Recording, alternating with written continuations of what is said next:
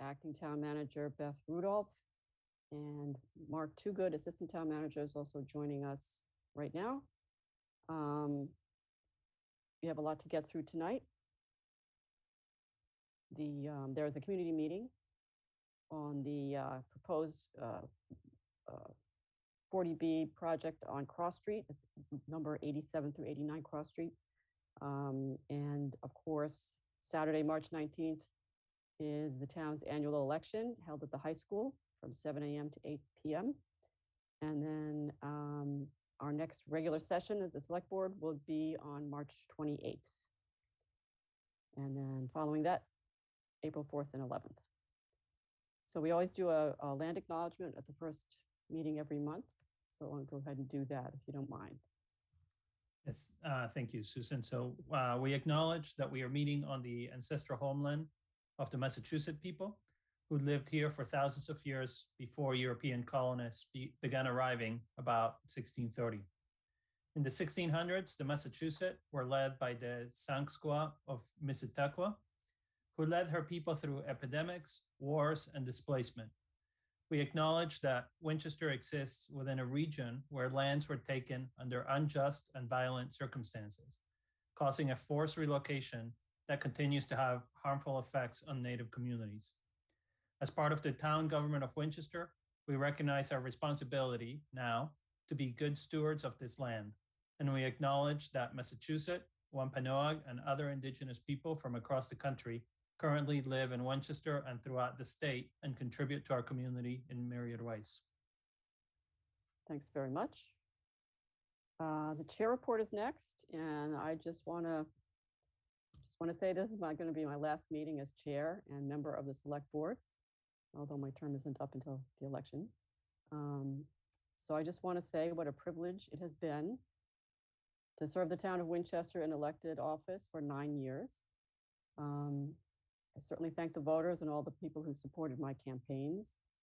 And I want to express how deeply I appreciate working with the dedicated, expert, and generous team of professionals at Town Hall and the equally outstanding administrative team at the school department when I was on the school committee. It's really been an honor. Very proud of all the progress we've made and the things we've been able to accomplish together. And I just wanted to say thank you. But we still have a lot of things to do tonight. So why don't we just move into the acceptance of donations, if that's okay. I move that we accept 2 ARPA stabilization grants to the Recreation Department, January disbursement, one in the amount of $16,333.33 to be used for the RAP Kid Connection, and the other in the amount of $5,633.33 to be used for the Lynch After School Program. Second. Roll call vote. Rich? Yes. Mike? Yes. Mariano? Yes. And I vote yes as well. So we have the town manager's report. Sure.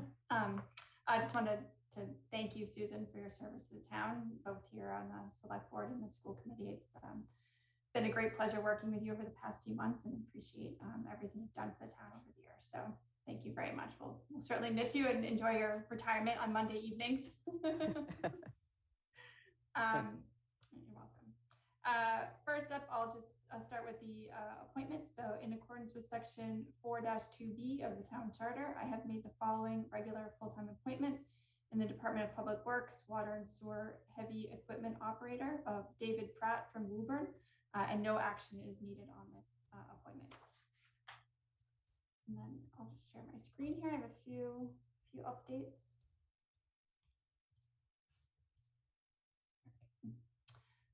So just a few things tonight. First up, the municipal building mask mandate will be lifted as of next Monday. The recreation and school departments will be implementing their own policies for their buildings and programs. As Susan mentioned, the town election is being held Saturday, March 19th. All precincts will be voting at the Winchester High School Gymnasium, which is on the 2nd floor, and the polls will be open from 7 a.m. to 8 p.m. Parking is available in the high school lots, and we request that voters do not park in the neighborhoods behind the high school. And absentee ballots are currently available from the town clerk's office, but there'll be no early voting as there are in other elections which have scope beyond just local elections.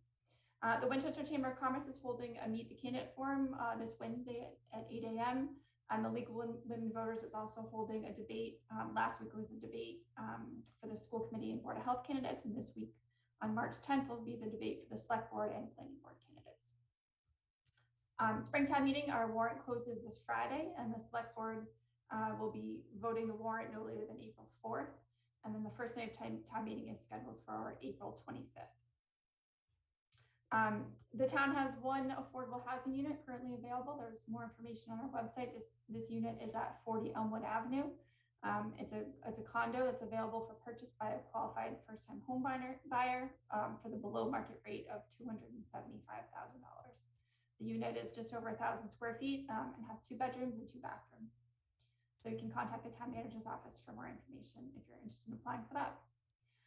And next up, just some updates on our various capital projects. So our transportation improvement project is currently out to bid, and that bid was extended. So we'll be opening those bids later in March on the 22nd. We're also looking forward to completing some more of the immediate repairs to the Morocco School. The bids for the roof repairs are scheduled to be opened April 14th, and the work is expected to start later in June.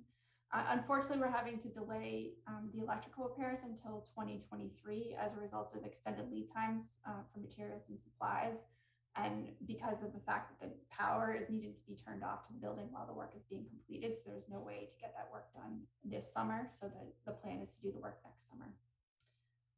We're moving forward with reconstruction of the intersection of Church Street at Waterfield Road, and that work is expected to start sometime around May 1st and will probably last 6 to 8 weeks.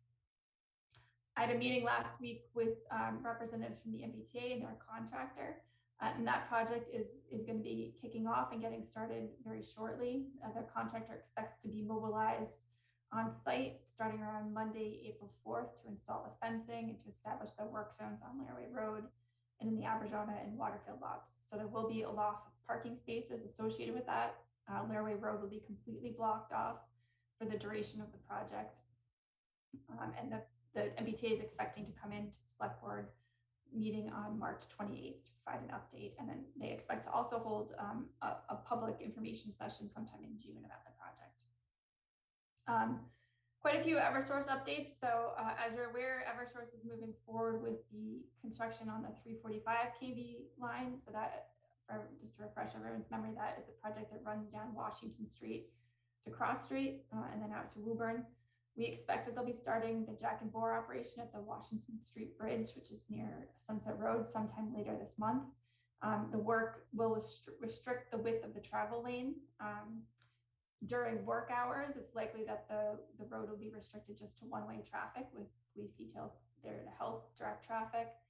But when outside of normal work hours, the road will be opened back up to two-way traffic, although it will be narrowed travel lanes because it will be cordoning off their work zone with Jersey barriers on the upstream side of the bridge.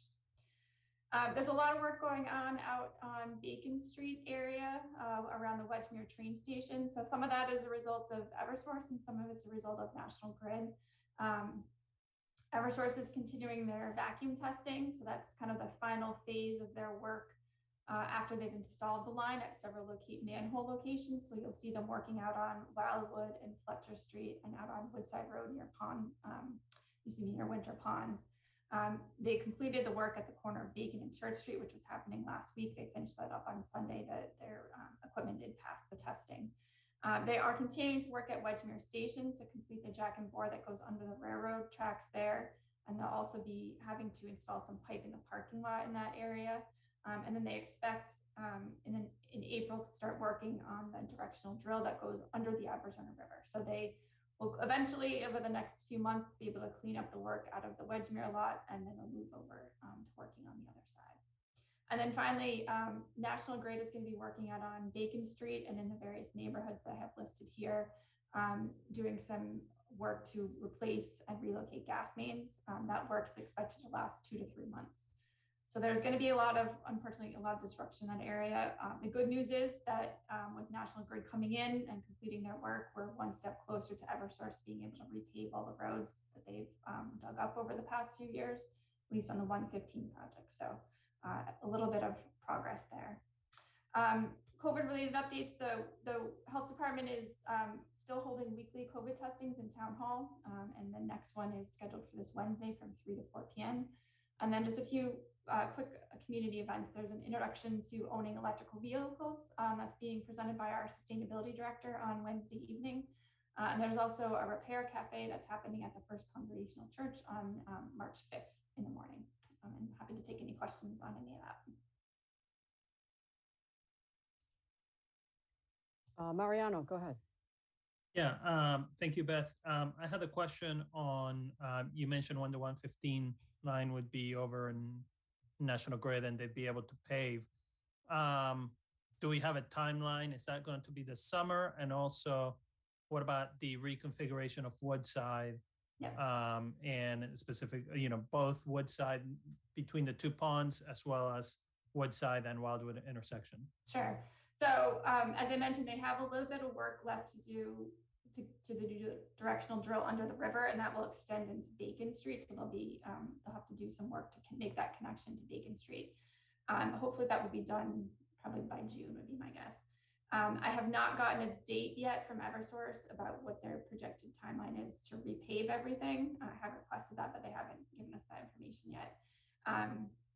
And we are moving forward with the construction at the intersection of Woodside and Wildwood. We just are finishing up the plans, and then they'll go out to bid, and then the goal will be to start that work right after school gets out. So we're kind of threading the needle between wanting Eversource to finish to do all their paving, but wanting to get that project done in a timely manner so that we are kind of able to finish that work before they go out there and do their final paving. So that's something that we're coordinating on with them. There is funding at this point to complete the design for the work that we've talked about at Woodside Road, which is some improvements to the parking area, some sidewalk improvements on the big Winter Pond side, and then also a speed hump in that area. We currently do not have construction funding for that project, so that will be something that we request through this year's capital cycle. Yeah, thank you. Sure. So Beth, I had a question on the other Eversource work on Washington. You say that it's going to be one-way traffic at times. So there's one lane going either into town or away from town, and there's a detour, I presume. I think there'll probably be a detail officer there. There's really no detour coming down from Woburn, unfortunately, and we haven't worked out all the details. And maybe I said detour as opposed to detail, so I apologize if that was the case. But I expect that the detail officers will stop traffic on both sides and just let cars go in one direction during the course of construction. Yep. All right, good. Unless they have some inventive way to get through that area that I'm not aware of. Yes, if cars can levitate. Yeah. The only other thing is, if you could get the word out to the schools, the kids Sure. are going to school and trying to walk and so forth. Yeah. So Yeah. that'd be great. Okay, thanks. Sure. Did somebody else have a question? Yeah, Beth, I just wanted to clarify on Mariano's question, because I had the same question. So Wildwood and Woodside intersection, that's funded, and that's going to be done when school gets out before Eversource paves this summer. That's the plan. Yep. All right, thanks. You're welcome. Yeah, certainly a lot going on. That's for sure. So we all got the controller's report. If you have questions, of course, you can get in touch with Stacy. Sorry, memory freeze there. Stacy's will be happy to answer your questions. And then we have a hearing, but no, we're right on schedule, I guess. The next up is the hearing on a grant of location for electrical conduit on Calumet Road.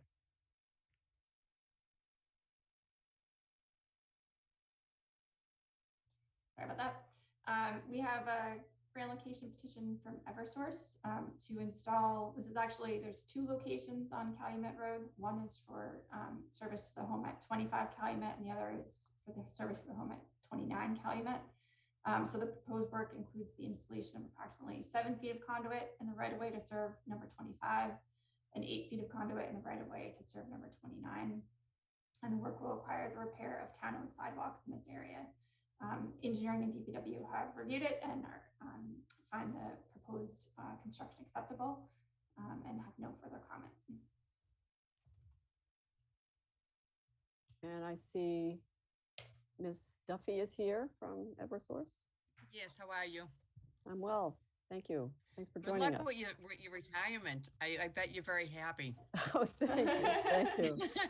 I can't wait.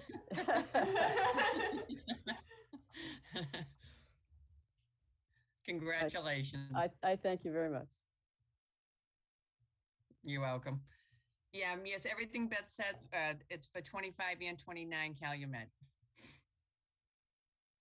anyone have any questions? Anyone on the board? I don't see any. Is there anyone here from the public? Let's see, Brian Sogoloff.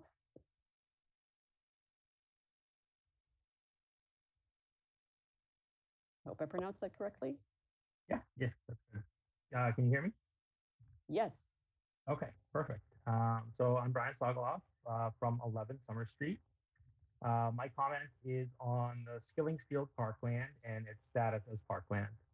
The comments are my own, but they're endorsed by the friends and neighbors of Skillings Field Group. Oh, Okay, Brian, I'm sorry. Sorry to cut you off. Yeah. We'll come back to you. We just need to wrap up the hearing on the Sure. Yeah, the grant of location. Now I recognize your name, and okay. But yes, just hold your comment for a couple of minutes, please. no problem.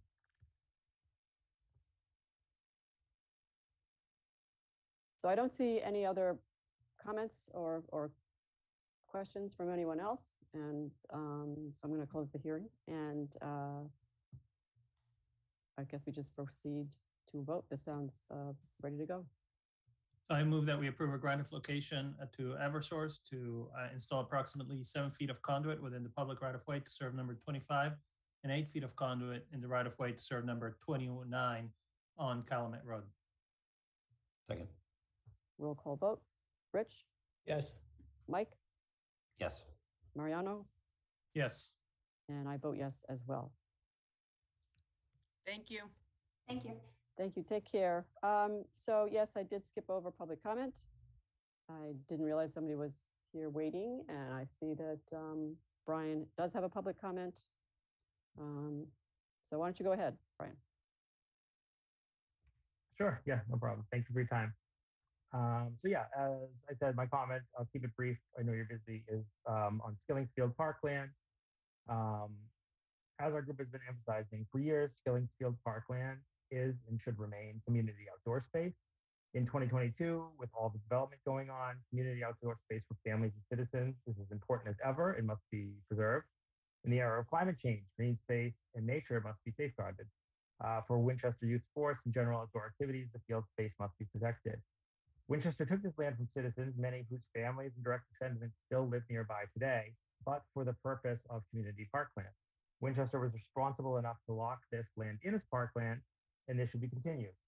There are so many commercial sites that are developing, or require development for a private facility, like Swim Winchester.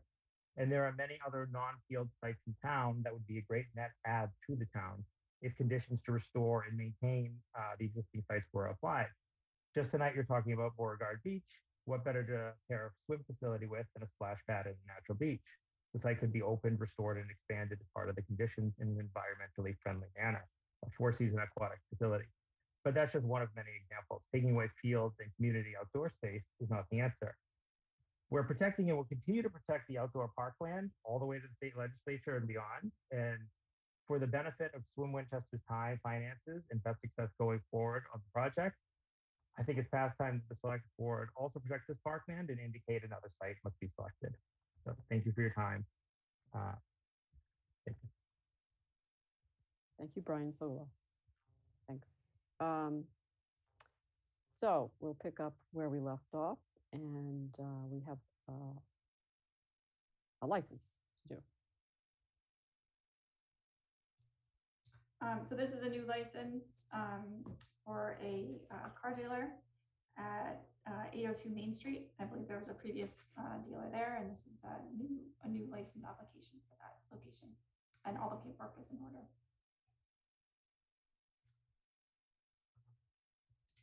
Any questions from anyone on the board? I think this is pretty straightforward. Do we have the applicant here or?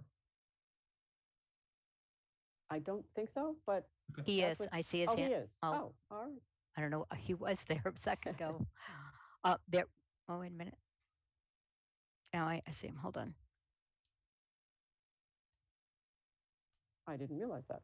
I apologize. Wait a minute. I brought the wrong one in. There he is. Okay. All right. You're in. Is this Mr. Santos?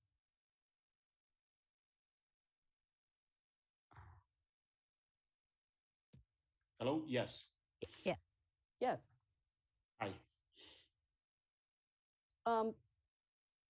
We don't need you to present any further facts or anything, but it's great to have you here, and I'm glad that you're going to take over this business. Thank you. I'm glad to be here. I appreciate it. Thank you. Thank you for your investment in our town. Yes, thank you very much. So I'll look for a motion. Yep. Yeah, if there are no questions, I move that we approve a Class 2 secondhand motor vehicle license to Rio Auto Group Corporation doing business as Dealer One Motors at 802 Main Street with the operating hours of 7 a.m. to 7 p.m. Second. And we do a roll call vote. Rich, Yes. Mike, Yes. Mariano, Yes. and I vote yes as well. This is a very positive development. Great. Thank you. So that brings us to our business agenda, and the first one is a appointment to the Zoning Board of Appeals. And it's my understanding that Mr. McGonigal is here and Mr. Hill is not able to make it, so we'll just go ahead with Mr. McGonigal. And if you could elevate him to speak, that'd be nice. Thank you. And first, let me say thank you, Bill, for volunteering to serve the town. It's good of you, and it will be, it does take a certain amount of time out of your life. And we do have your materials, and everything seems very in order, but I'll just wanted to give you the floor for a minute or two to tell us anything you wanted to, and just hit the highlights if you want to. Sure. Thank you very much, Madam Chair, and thank you to all the other members of the board. I think you can see from the materials that I submitted that I think I bring the sort of mind and personality that you want on the Zoning Board of Appeals. When it comes to actually doing the work, I am an experienced and someone who actually loves applying and understanding the law. It's what I do every day. And I don't do it in a bubble. I do it working with both team members of my own, clients of my own, and even people who don't always share my points of view on things.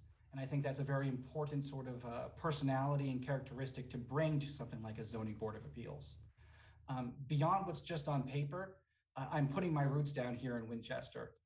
Me and my family moved in about 5 years ago now, and we don't plan on leaving anytime soon. So being able to contribute to the town and help steer it towards its future as it continues to develop and other people build their own homes would just be a very rewarding experience for me. And I hope I can give back and help make the town all the better than the way I found it when I first moved here. Well, again, thank you very much. It does sound like you're pretty much an ideal candidate, and I really thank you for volunteering. My pleasure. Do you have any questions? Sure. Yeah. Thank you. Thank you for applying. The CBA is it's a board that requires a lot of time, and so we appreciate that. My only question is, I asked the same question of everybody. Do you envision that you might have any conflict of interest serving in the CBA? Not that I can imagine right now, Mr. Goluboff. Obviously there could be some instance that comes up where a close friend or business acquaintance would need something resolved by the ZBA, and I would have to imagine that If that did occur, I would step aside and let an alternate take over. But as of right now, I mean, I'm not a developer. I'm not even trying to do anything to my own house. So I don't see how there could be much of a conflict of interest unless there was a very obvious one. But that's why we have alternates. And I think I have the ethics and the sense to step aside so no real conflicts developed. Thank you. Susan, I have a few, if I could. Yeah. Thank you. Thank you, Mr. McDonald, for joining us. Just a couple of questions for you. You wrote on your application that Maureen Meister, who is the current CBA chair, David Feigenbaum's wife, suggested you apply for the position. Can you tell me about those conversations you held with her? Yes. I was talking to some neighbors and friends about getting more involved in the town because it's something I've always wanted to do. And now that my children are getting to the point that I don't have to babysit them every minute of the day, I was trying to find a way of getting involved. And Maureen learned of that and reached out to me, and she asked me if I had any interest or knowledge of zoning issues and how zoning boards of appeals worked. I told her that I did have an interest. I told her that I did have a little experience with it, and I thought it was a very interesting way that citizens can give back to their town. She then told me a little bit about how the zoning board worked here in Winchester and a little bit about her husband's own experience on it, and I thought it sounded interesting, and upon that, went forward and submitted my application.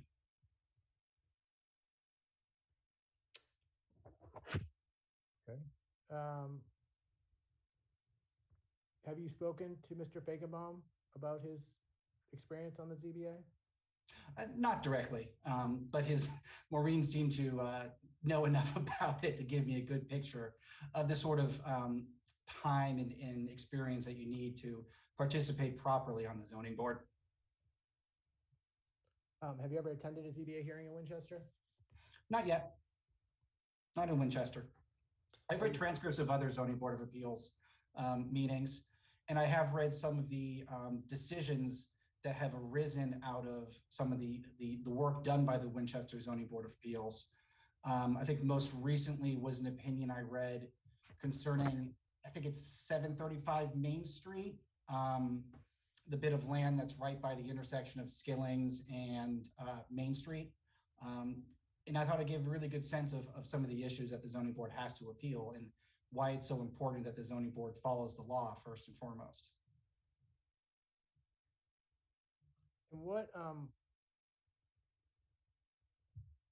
why did you read that decision, just out of all the decisions that they issue?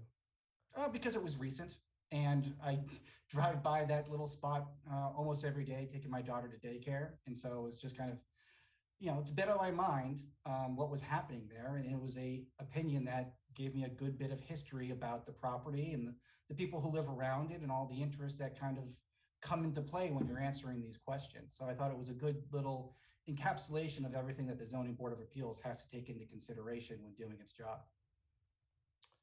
You wrote in your letter that you submitted with your application that, and I'm quoting, "I have a sincere interest in ensuring that the town continues to develop in a manner consistent with both the requirements of law and values of our community." What do you see as the role of the ZBA, and how does that align with these interests that you express? Well, first and foremost, it's right there. There are bylaws, there are regulations that we have to abide by, be they local, state, or federal. There are things that we have to do to make sure that things are done safely, that things are done according to the proper process and procedure. And I think that's first and foremost what you have to do whenever you're involved in an entity like a zoning board of appeals. I'm sure first and foremost with you as board members is to make sure that you're following process and procedure. And when you do that, and when you do it properly and to the fullest extent required, that answers 99% of the questions you usually have to answer. It's all laid out. That's why we have statutes, regulations, bylaws, everything else. When it gets past that, when you do have that bit of discretion, I mean, I think Winchester demonstrates very clearly what this town's about. I mean, you walk through any neighborhood, you can see it. You talk to the people at the bus stop or at the train stop, you can hear it. And it's a sense of community, which is a lot stronger than a lot of other places I have lived in my time. And I think that that is the last thing you just have to kind of use as your guiding star when actually applying the law that you're required to apply.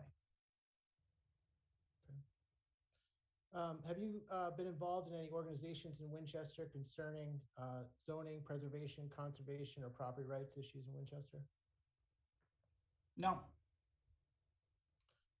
Have you been involved in any organizations in Winchester with goals of influencing any town action on zoning, preservation, conservation, or property rights in Winchester?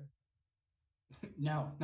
As I mentioned earlier, my kids are just getting to an age that lets me get involved in my community again. This is really my first foray into it. Well, thank you again for answering my questions. Appreciate you applying for this much needed position. My pleasure. Thank you, Susan.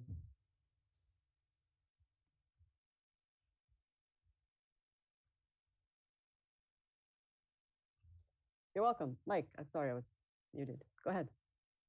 No worries. Thanks, Susan, and thank you, Mr. McGonigal, for applying. As you may be aware, the ZBA has some of our most thankless work in town. So, we really appreciate your application here. It's also where we see in Winchester in particular, even more so than other communities, just a massive amount of litigation. Winchester residents have a lot of resources, and I think we are hopefully looking to a future with the ZBA where any sort of bylaw changes that may come up or may be necessary are really codified there, and that the ZBA is pretty strictly sticking to what town meeting has voted or what the legislation is that is being applied. So, my only concern is, and maybe Rich was asking this as well, is that there's only a few members of the ZBA that are really overseeing one particular application or case. And it does seem like having a relationship or close connection to the chair of the ZBA is maybe something that wouldn't really represent the town that well. So I know you've kind of already responded to that, but I don't know necessarily if there's if you see a conflict there. But it's certainly something that we would want to avoid. I think we want a broad amount of applicants for the ZBA that represents the town fully. So,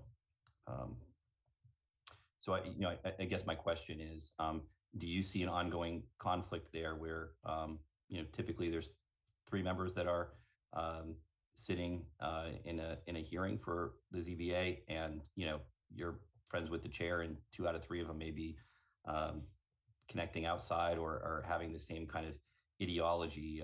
We've seen and will see quite a bit of litigation coming out of the ZBA, and want to make sure that we're keeping on the rails as much as possible. Sure. Well, to be clear, I have a hard time seeing how there could be any concern between any alleged relationship between me and the current chair or members of the ZBA. Even though I have spoken to Maureen a few times about this position, I've never met her husband, as I already stated, and wouldn't be able to pick him out of a crowd until I actually meet him face to face and shake his hand. As to anything else, I'm not aware of what ideology any other members of the board currently has, and I don't know if it's similar to mine or different. Mine is the ideology of somebody who knows the pains of litigation. It's my job, and knows that it's most important for a client to try to avoid those pains. So everything I would do as a member of the ZBA would be to apply the law as required and avoid those problems for the town. That's in the town's best interests. Beyond that, I'm a very independent thinker, and I think if you speak to anyone who knows me well enough, they'll confirm that fact. Certainly my wife will tell you at any time. I've disagreed with people my entire life over big things, over little things, but that doesn't mean you can't have a working relationship with them. I suspect that there'll be times that I disagree with the other members of the zoning board. I suspect there'll be times that I agree. One way or the other, we're going to have to continue to work to represent our town as best we can and do what we think is right. I face those challenges every day, and I have no problem facing them as a member of the zoning board. I appreciate that. One of the things that and I've attended several of the zoning board hearings recently, and the feedback that we get from residents is that the zoning board has turned into more really obstruction than anything, and kind of really presents a negative experience for residents who are investing a lot of money in projects to their homes or development projects, and have to jump through a lot of hoops in order to get there, and come back, months and months to, rehear cases and everything. So I guess that's, my suggestion is to you, and a question to you. I mean, I think what works best in the ZBA is when the ZBA members work with residents to identify issues, but really kind of help them move their project forward if it's one that isn't terribly extreme. So, I know certainly your legal background will give you the opportunity to be a creative thinker, but I guess it's more of a comment than a question. But I think that those are the issues that I've seen lately attending zoning board hearings. Get a lot of angry phone calls from residents about, now I've got to hire a lawyer and we've got to appeal this case, and we have to defend, the town has to defend those cases. So we get mired in a lot of litigation that hopefully can be avoided in the future with some, creative thinking. So that would be my, only wish for you, because it's not just a question of a judge making a decision on a case. It's residents' lives and, their investment in their, in their homes and their future. So, so thank you. I appreciate, again, your application. Thank you. Anything further? Sounds like. So I move that we appoint, William McGonigal. I'm sorry, I'm going to murder your last name.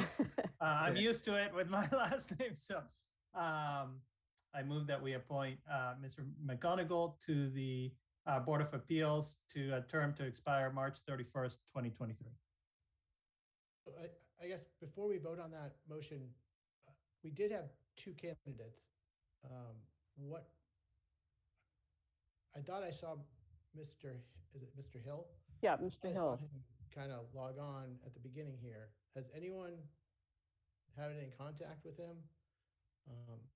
I think Patty might have. Applying for the full-time position as well, right?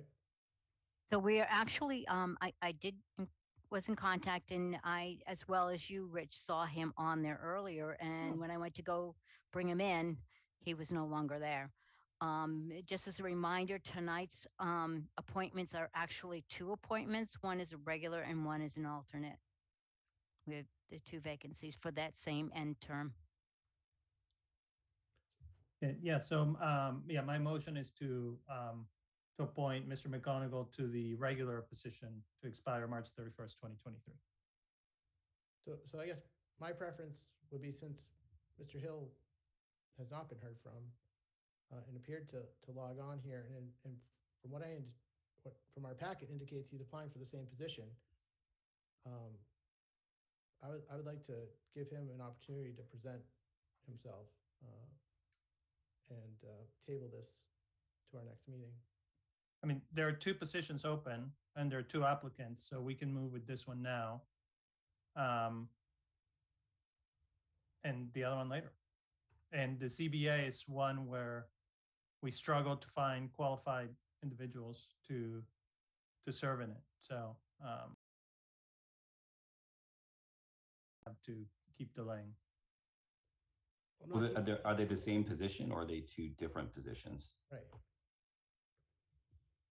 Well, Patty's the, I believe. It's one regular and one alternate. Yeah, That's and correct. Okay. And I'm not sure Mr. McGonigal has any preference either. The thing I would point out is that, as we've sort of been talking about, you need to have a full group to and to be here when a hearing opens, to hear the whole thing in order to render a decision. So we're trying to have a fully staffed ZBA. Oh no, Susan, I get that. we had two candidates for these positions, and Mhm. one we've heard from, one appeared to log on initially and is not here now. I'd like to hear from both candidates before we make a decision on who would be the permanent and who would be the alternate. Mhm. Mhm. Yeah, I mean, I think that we've done that in the past too. It's so just to kind of wait to make sure that we've heard from everyone and to kind of discuss which appointment in particular would be best for each one. I think they're both a year term, but different roles really. I mean, we don't have another meeting for 3 weeks, and and this is a board that is short-staffed, and we have somebody in front of us that is extremely qualified.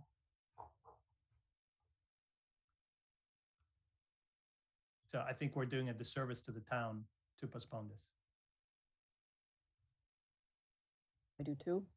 Yeah, I mean, I just think our process is important here. So, I think historically we have made this choice when we've had different people based on their schedule coming at different times, and we've deferred until we've interviewed all of them in order to make decisions about the particular positions. So we've done that on several occasions. So, and with the ZBA, yeah. And we haven't done it in other occasions when we need to fill a position, which we need to fill it now. There's an alternate position for Mr. Hill when he is able to attend. I don't, Yeah. This doesn't make sense when we have openings. And we need to have people who can sit in hearings. Well, as chair, I feel very strongly that we should just go ahead and appoint Mr. McGonigal. I understand in previous times we've waited and we've heard a lot from Mr. McGonigal. We don't need to have him come back. But I think we should just go ahead and vote and appoint Mr. McGonigal.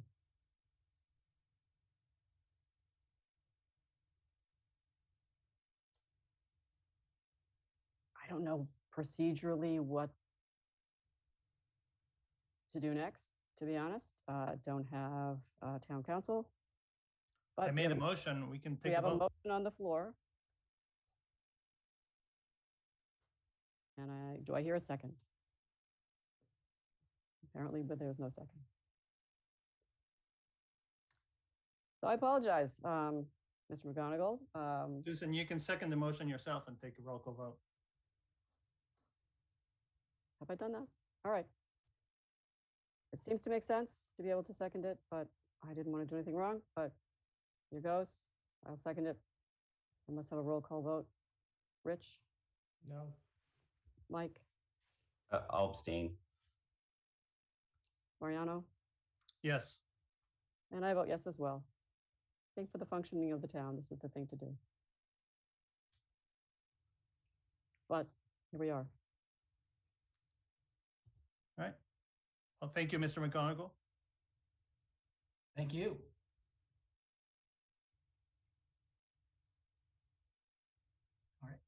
All right. Is there Thank anything you. else? Thank you very much. Have a good evening, everybody. You too. Thank you. Thank you.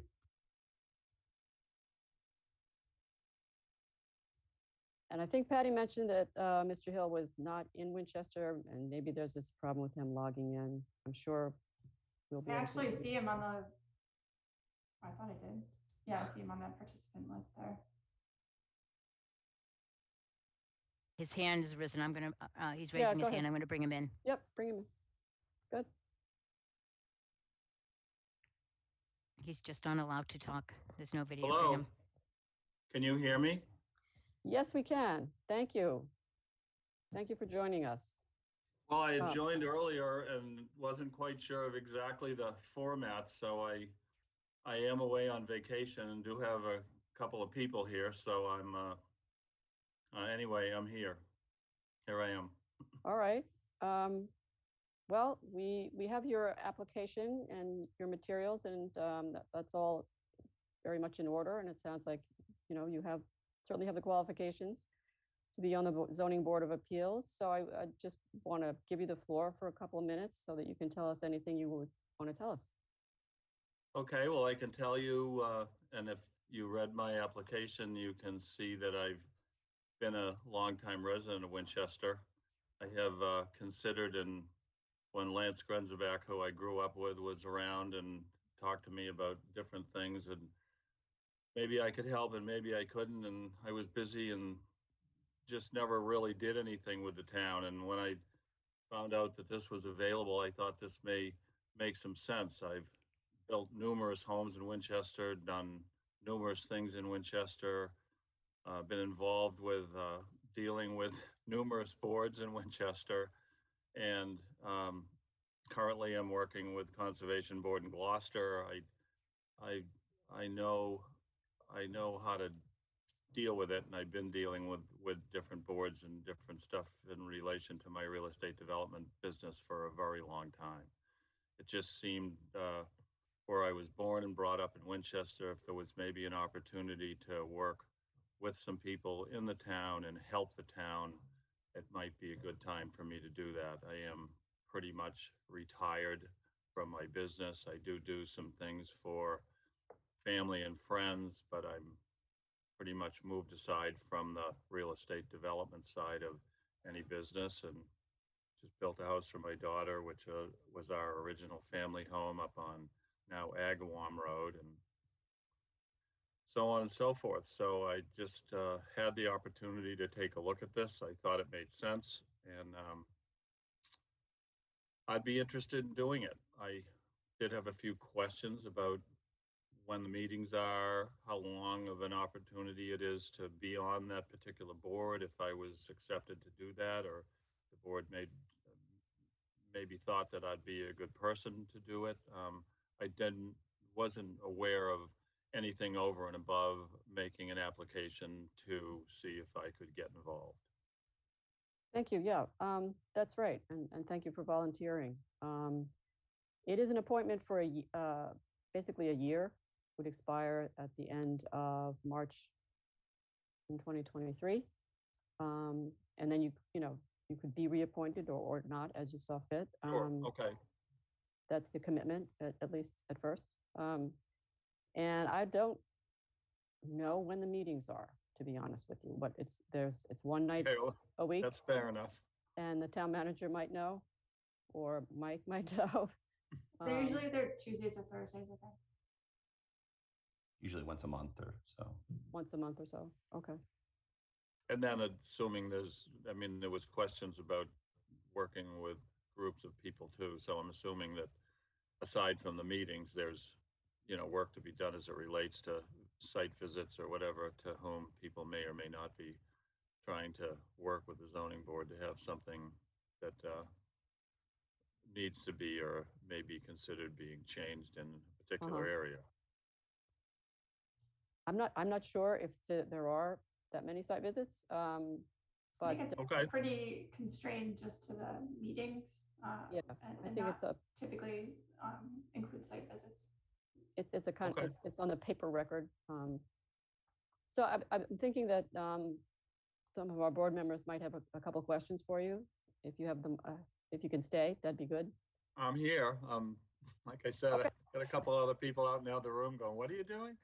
But I'm doing it. Well, okay. So thank you. And I see Mariano has his hand raised. So Mr. Goldwasser, go ahead. Yeah, thank you.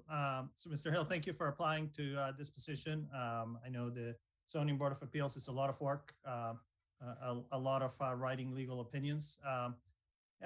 Beyond that, my question is, do you envision having any conflicts of interest serving on the Board of Appeals?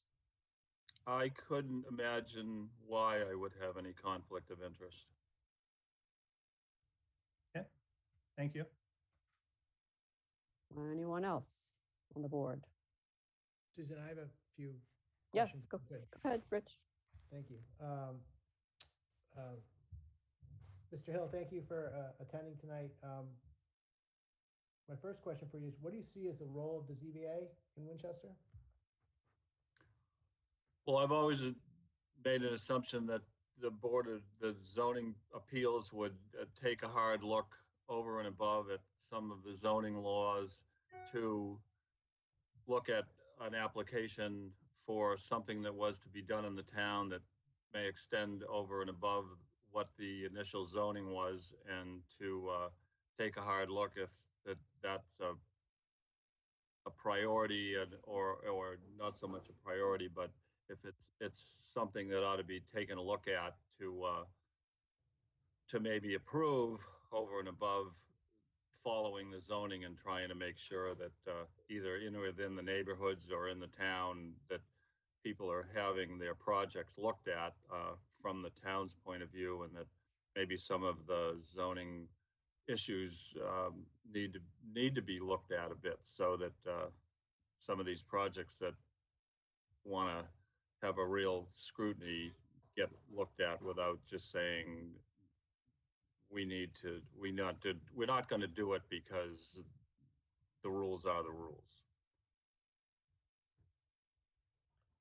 And I've read your application, your resume. It's quite impressive from a development standpoint. But outside of on paper, what knowledge or tangibles do you think you bring to the ZBA?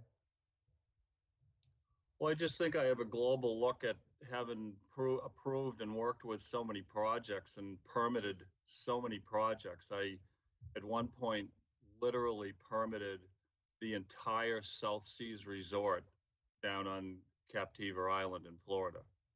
It took 3 years to do it all. Every building on the island was not so much approved after the hurricane, and there were buildings that literally were not had never been approved, that had been built and never approved, and did not comply with the zoning for Lee County in Florida. And it was my job to approve all of that, and or get it approved, or work with the local authorities to get the resort back in order, and to make sure that everything that was built new on the resort, which we had to totally redo, was zoned properly. So I think I bring a lot to it, to maybe come up with some ideas that may or may not have been thought about on an individual project basis as they come by the board. Have you or are you involved in any organizations in Winchester that are concerned with zoning, preservation, conservation, or property rights issues in Winchester? No. Have you or are you involved in any organization in Winchester with goals of influencing any town action on zoning, preservation, conservation, or property rights in Winchester? No. Have you yourself ever been involved in any property disputes in the town of Winchester? I have, no, I just had a personal thing on my house where I went back and forth with my neighbor, Mr. Simboli, but that was resolved, but that didn't have anything to do with the town. That was just a personal thing on a piece of property that we both owned. Have you ever attended a ZBA hearing in Winchester? Yes. Well, I've been involved with them a long time ago, but yes. And as my colleague Mariana Gubaloff stated, there can be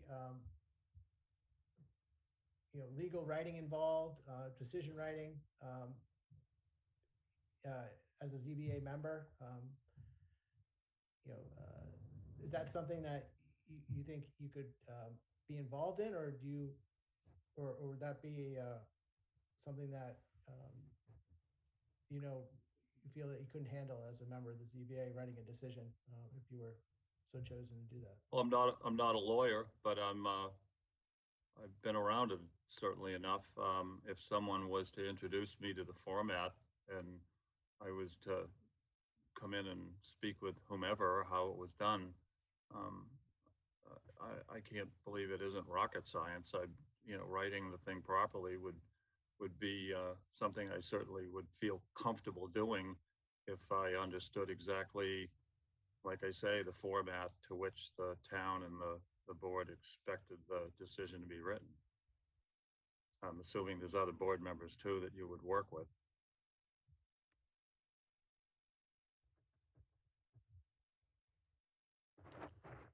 Thank you, Mr. Hill. That's all the questions I have for you. Thanks for replying.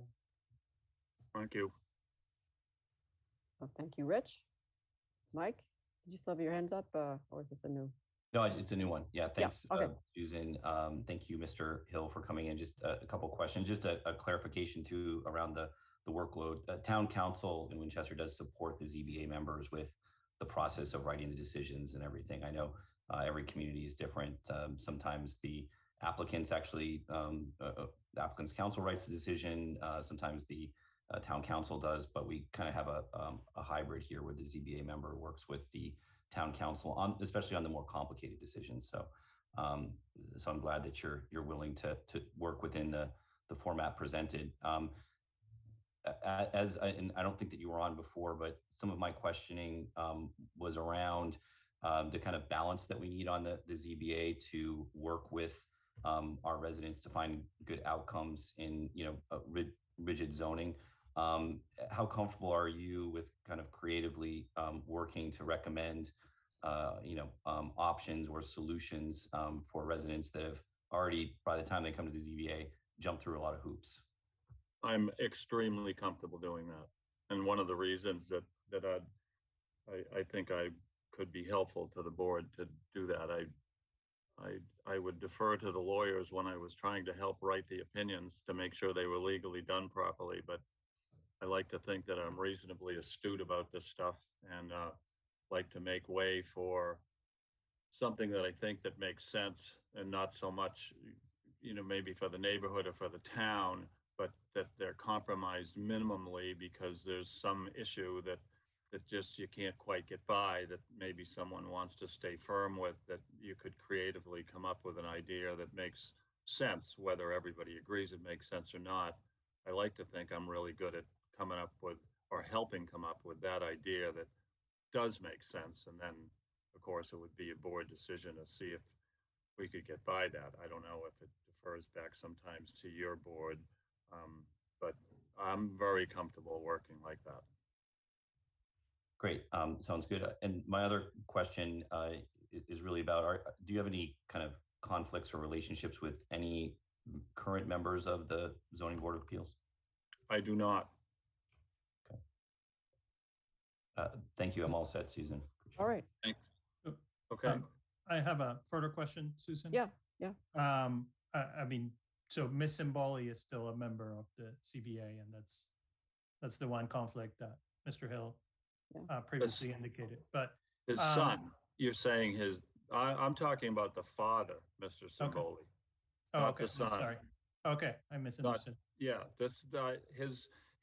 This I go back so far that my father sold Tony Simboli his house up on Agawam Road. Okay, thank you. So my question is, how did you hear about the position on the CBA and decide to apply? A friend of mine at the Winchester Country Club said that I know that there was an availability on the Zoning Board of Appeals, and would I be interested in doing it? And I said, let me take a look. And I got a hold of Mr. Betancourt, and he sent me an application, and I thought it'd be something I'd be interested in doing. Okay, thank you. So it's Mike, if I could prevail upon you with your experience with the ZBA, I'm wondering if you could help us understand what the difference is between being an alternate and being a regular member of the ZBA. How does that work? I think it's up to the chair, the workload. I mean, if you're a regular member, you're typically more senior and more involved on a regular basis. So that's what I've seen. I mean, every ZBA is different, but I think that's been the practice of, in Winchester. And what we see too is we usually bring, we don't typically have this many vacancies for regular membership. And we usually have the associate positions then move in to those regular positions. So that's usually how it is. You kind of get your feet wet at the associate level, and maybe you take the less kind of complicated decisions. They're not all you know, big wild decisions like, you know, the boat club or something. I mean, a lot of them are just, you know, small special permits for a 5-foot fence line or something. So I think that's the workload and expertise are probably and I think also the willingness of the commitment on the applicant too. So Yeah, that's the okay. question. I thought it also had to do with making it possible for the ZBA to cover more applications so that we have people who can Sure. be present for the whole hearing. So it's a workload issue as well, you know, that we would Yes. call on an alternate to step up and be on a new petition that had come in so that we could staff it. Yeah, So that- scheduling definitely. Yeah, and you, I mean, you have to stay on you know, on a hearing once you're on. So I mean, that's part of it as well. So you know, you can't you know, burn out the regular members, which I think is what happens, you know, for us, to be honest with you, by having a lot of you know, complicated decisions and very just you know, controversial applications come through. So Okay. Yeah, the same 3 members have to attend multiple nights if a hearing goes over multiple nights, right? So that's always an issue. Okay. in our hearings, I mean, a lot of I would say the vast majority of them are continued over and over again for many, many months. So in order for a ZBA member to really even leave the ZBA, it's difficult because you're kind of already you're already connected to these cases that keep coming back. So it's part of it. Okay. There is a mechanism where an alternate can take the place in the middle of a hearing. They just need to certify that they've watched, you know, all the tapes and reviewed all the documents that is before the board as well. For some of those that last months on end. Okay. Because what we have now is an opening for regular position and an opening for alternate position. They're both the same term length, and we're just trying to, you know, match the right person to the right position. Right. I understood that when I made the application.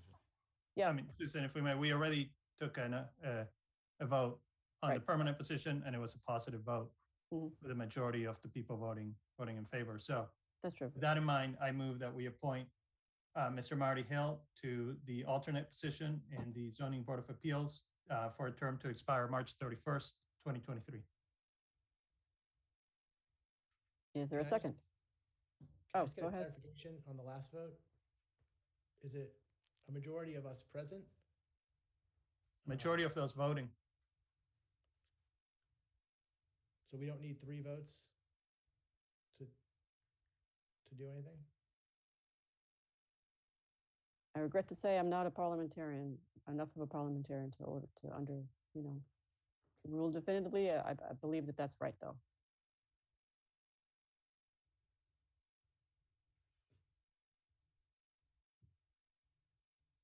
And I would also point out that after the first term, you know, things can be flexible again. So there is a motion on the floor, which I will again second for the purposes of moving through this. And I'll have a roll call vote. Rich? Yes. Mike? Yes. Mariano? Yes. And I vote yes as well. So I thank you both, and I'm grateful for your patience with going through this decision and the discussion. You're both very well qualified, and we really need people on this very important board. And welcome and thank you very, very much. Okay, thank you. Thank you, Mr. McGonigal. Thank you Still very there. much. Looks like you are. Okay, great. Thank you. Susan, if we could too, Yes. you know, I wasn't, you know, aware of the rule there. I think in the past, you know, our policies have indicated that, you know, we need more than just the 2 people to push forward an appointment. So it could be that I'm wrong. I know this has come up in some cases in the past that we've had. Just a clarification on that by council. So, you know, I think it was my understanding from our vote that there wasn't appointment of Mr. McGonigal. So.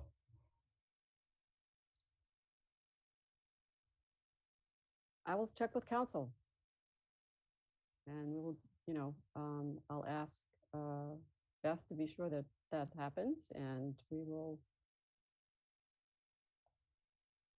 let you know, and if necessary, we'll have to do it again. Or the board will have to do it again. Okay, I mean, I'm happy No, to it's a good question. re-vote it if we need to. I think that was very unclear, you know, process-wise here. So, and I mean, it's always the policy of the town, even at town meeting, that it's always a majority, or when it's 2/3 at town meeting, it's always of those voting. It's not of the total composition of the board. And all right, we'll bring this to, we can't resolve it. I don't think. You know. I actually think that it's not a town meeting. We just had that clarified, right? When people abstained on votes at town meeting, it was made clear by council that they counted towards the total. So we went through this. That's the opposite. Council clarified that it was the opposite. When they abstain, it then count. Okay, I think this, I respect all of you, and all of you are trying to make this process be proper, and I appreciate that. But let's check with council, and we'll do what we have to do to be sure that we rectify anything that we've done wrong. Okay, let's move on. Thank you. So the next item we have is the Photoville Fence, and we have people from the Cultural Council here, right? I hope that was correct. And no, I have to correct myself. That's the Cultural District who do the Photoville Fence and the Griffin Museum. I think Hilda Wong Du is here. And Krista Dix of the Griffin Museum, the new director.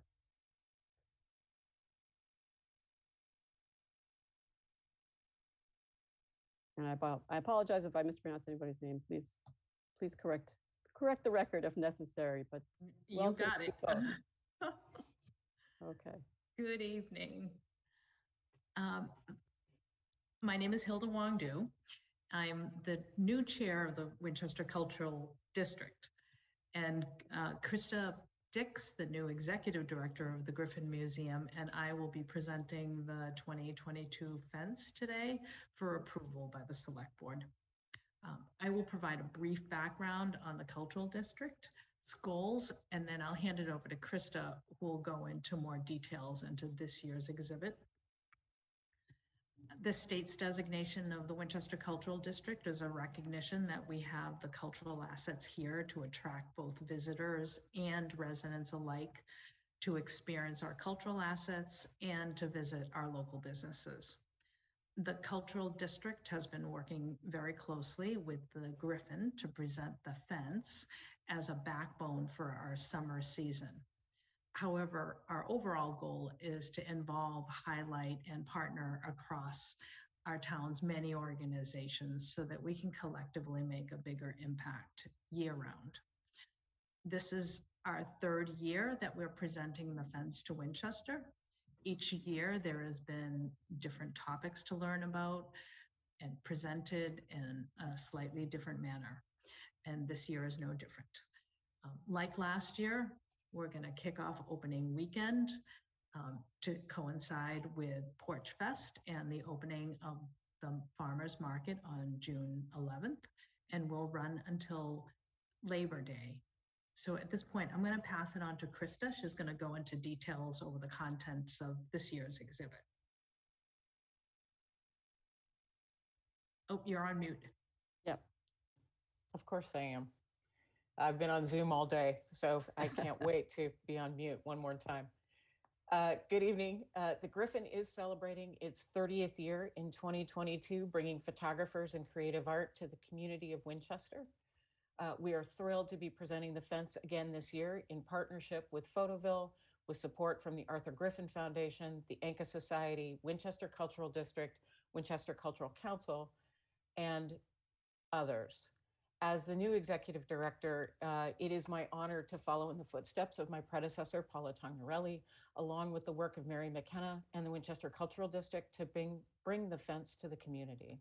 The fence is a public installation bringing the world to Winchester. We are thrilled to be showcasing photographers partnering with the United Nations, Atlantic Magazine, and Leica Camera, featuring creativity and community of women and BIPOC artists alongside our New England photography community, highlighting the people and communities that they inhabit. Once again, we're working with the Winchester High School photography program for our program Photosynthesis. The Griffin will be featuring banners of the student work at the museum and the high school. The Arthur Griffin Foundation has graciously funded the high school interns to work on the installation under the supervision of the Griffin Museum staff. Winchester High School has selected 4 junior and senior grade interns in their honors photo and art club programs to support the efforts of the installation and provide docent experiences along the fence. This internship provides a great opportunity to gain valuable real-world experience. The Anka Society has also granted us funding once again to display the student work on large building and lamppost banners. In its 3rd iteration here in Winchester, we're presenting a more compact version of the fence along the Judkins Pond area. 13 cubes will be placed in mapped locations featuring over 40 photographers along with the students of photosynthesis. In its new innovation this year, we would like to showcase the work of Arthur Griffin on the streets of downtown with square vinyls filled with Arthur's images of Winchester and Greater New England. And we welcome your questions.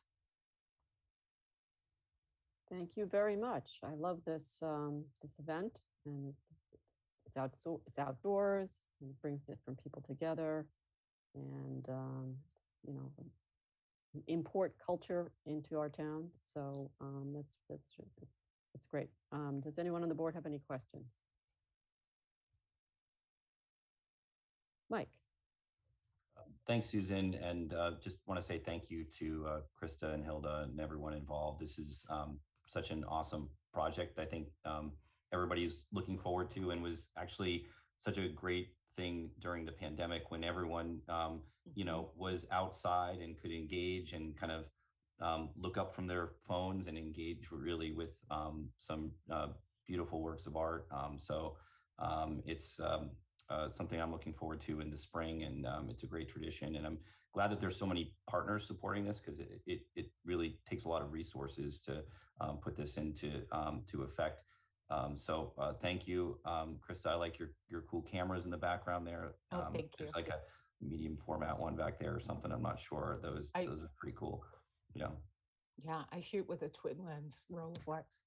Oh yeah. Oh, awesome. Very cool. I know Mariano is more of a shutterbug than I am as well, but it's really looking forward to this project again. So thank you for all your hard work. If there's anything else that we can do, please let us know. If anything we can do, support the project. My only other question is like security wise with, I know it's really difficult, right? You can't have, security cameras on these things, but sometimes I see some of them kind of knocked over a little bit, or, is there anything that we can do to help with that? This year, the formation of the installations are different. They're cubes, so they're outward facing as opposed to X's. So there'll be a big water tank in the center of them. They're not going anywhere. They're definitely windproof and pushover proof this time around. Okay, cool. Thank you. And secured to the ground much more securely. Great. Thank you again, both of you, and appreciate all your work. Thank you. Mariano or Rich, any thoughts, questions? Thanks, Susan. Good to see you again, Krista. We had a chance to catch up a few weeks ago about this project, the Chamber of Commerce's possible involvement as well. Fantastic event for the summer for Winchester. Looking forward to seeing it back in town. I think it's a great way to get people to come downtown, enjoy some outdoor dinner on a nice night, and take a look at this beautiful exhibit and walk around, which you've planned out a great pathway around the town. So That would be great. My question for you is just a little bit along the lines what my colleague, Mr. Betancourt, was talking about security-wise. When you're talking about sidewalk vinyls, just so I understand, is that something that's, you know, plastered on the sidewalk, or is it hanging somewhere, or how is that going to be laid out? The sidewalk vinyls are 3-foot square panels that would lay directly on the ground, similar to what you would see in an airport or a convention center, something that is a non-skid surface that lays down on the brick easily and then pulls up easily without interference or any kind of destructive action to the brick. Great. And I guess my next question is, looking at your attachments, you have attachment D here. Is that where we're planning sidewalk vinyls? Because I see there's a map that has like a circular path, you know, past Judkin Pond, down by the high school, into the little parks that we have between the high school and the Jenks Center, and then down Mount Vernon Street. And then I see a little bit more spread out through town. In other areas of town, like Thompson Street, Main Street, is that where the sidewalk vinyls are going? Yes. Okay, great.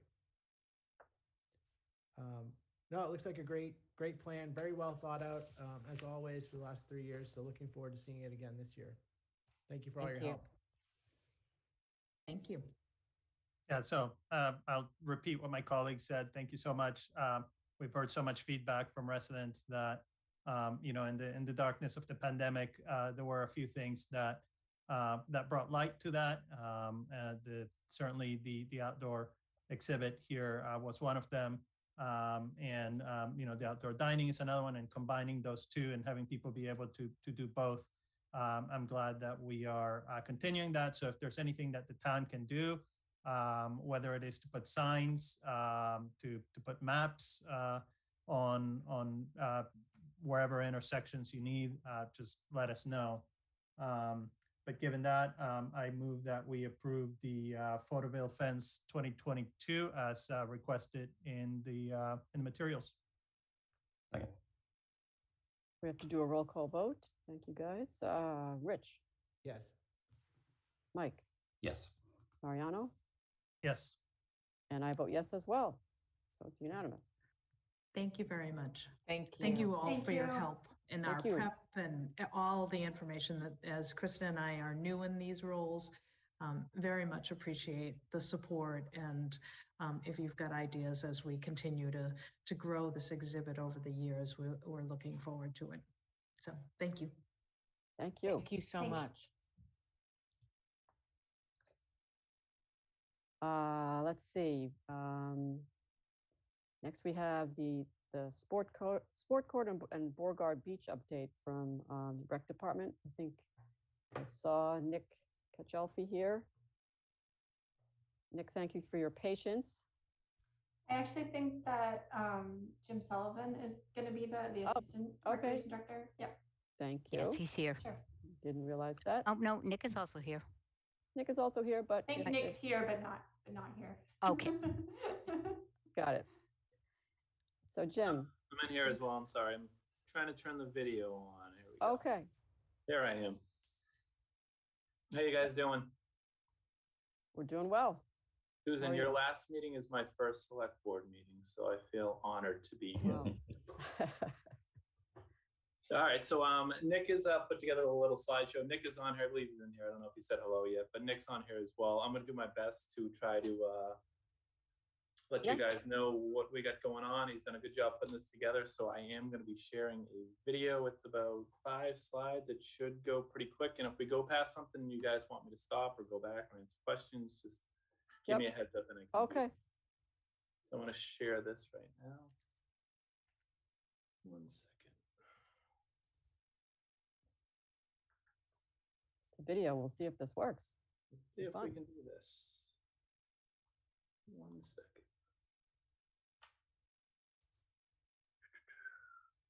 Let's see.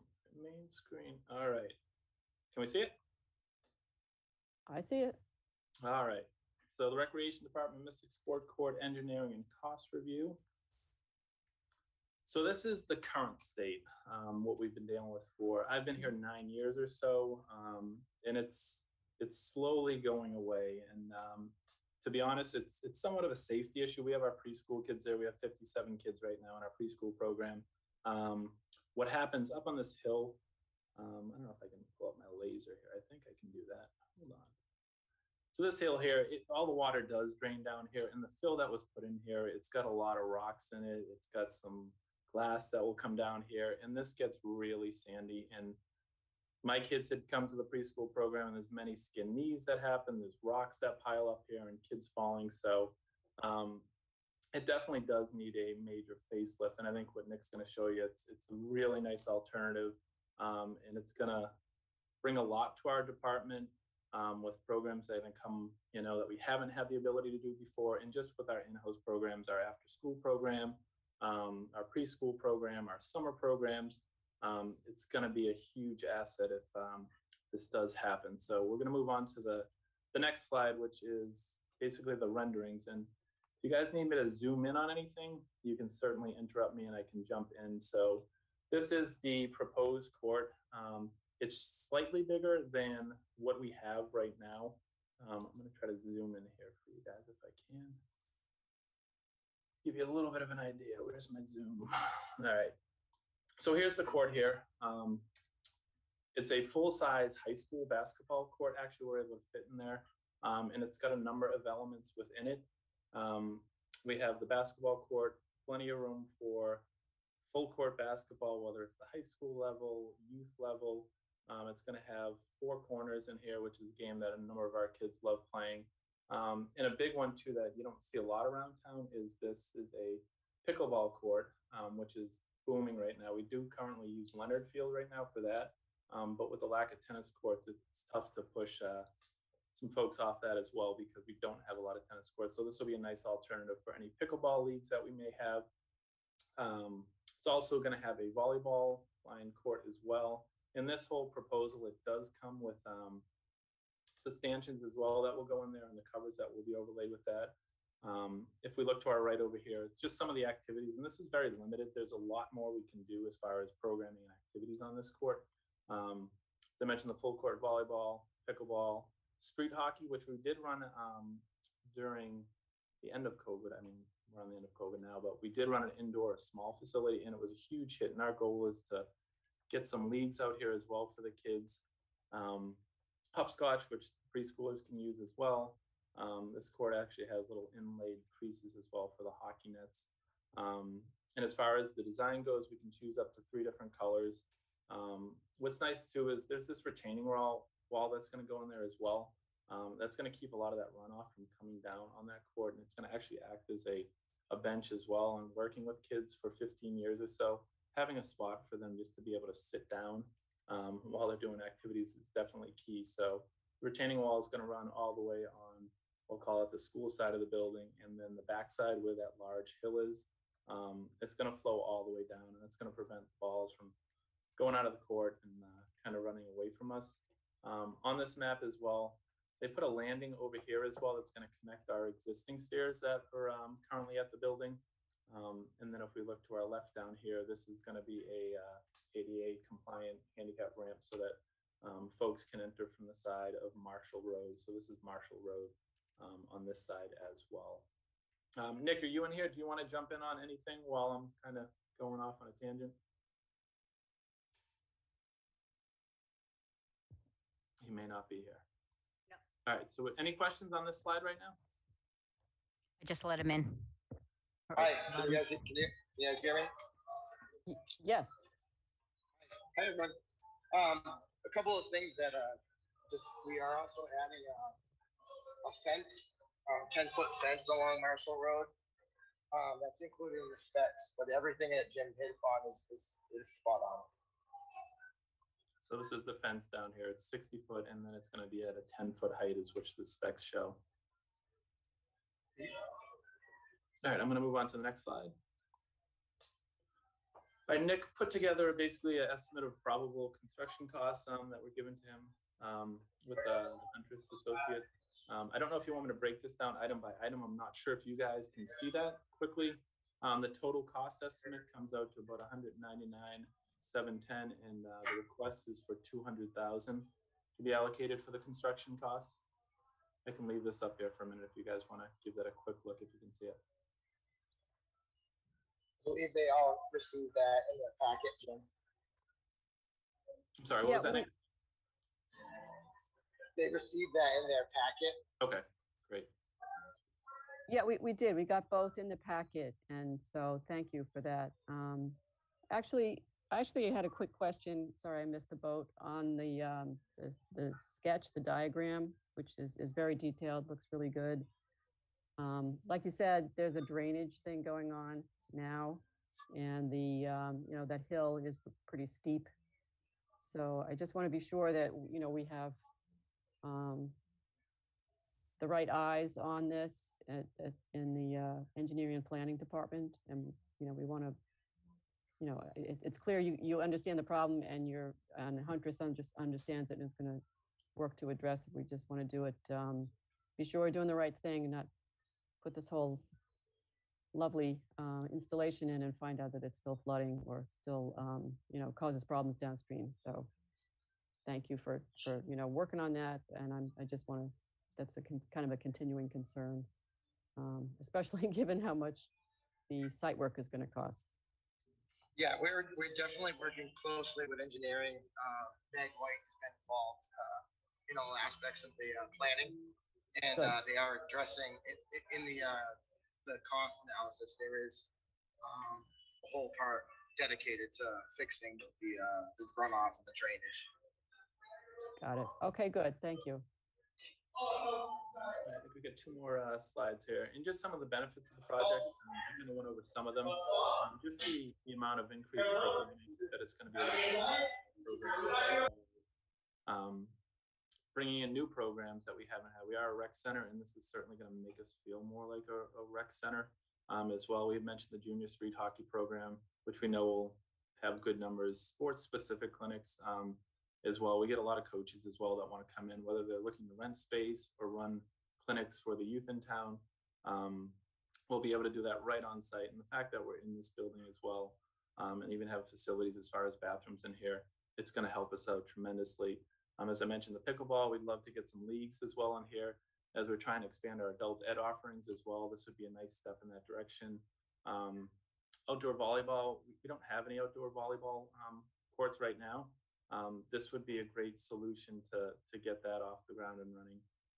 And then over the past few months, even with our gymnasium, the birthday party offerings too, it's starting to expand. We're getting almost one a week right now. So come springtime as well, we think this is going to be a great option for families to get outdoors, have a playground with picnic tables, as well as a sports court that's not only highly functional, but extremely safe as well. And then it's just going to make the neighborhood look a lot better as well. And it's going to be open to the public and the folks in that area. And I can see this spot having a lot of kids down there, a lot of adults as well in there when it's not permitted or rented or having programs run directly through us. And then speaking on the programs, this is just a quick little breakdown Nick and I had put together as well on the potential of earnings that we think this court will be able to bring into our department and help with our enterprise fund as well. I think you guys have the numbers as well on this too, but we're talking in a year. I mean, if done right, we can bring in almost $100,000 with new programming. And what Nick and I did too is just the appeal for our after school program and our preschool as well, to be able to have this facility outdoors to bring in, whether it's enrichment in those programs as well. It's going to be more appealing for parents to want to send their kids directly into our program, as there's certainly competition out there, and this is just a nice little perk for our program as well. So I think the return on investment, like Nick will say as well too, I think it's going to be pretty high. And I think that's the end of the slides here. So if you have questions, I'll do my best to answer it. I know Nick's been a little deeper in this project, so I can defer to him as well. Great, thank you, Jim. This is great. Any questions?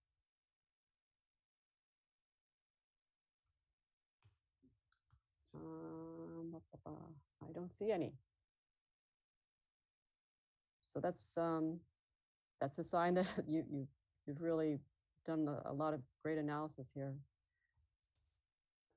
And I just wanted to mention that this is one of the articles the board will be considering tonight to support on the town meeting warrant for spring town meeting.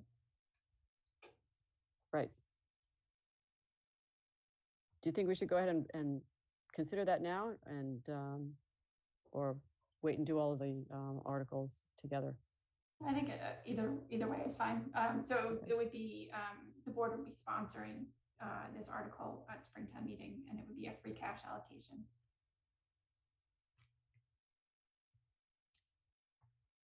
Well, I would be in favor of that. What are you thinking?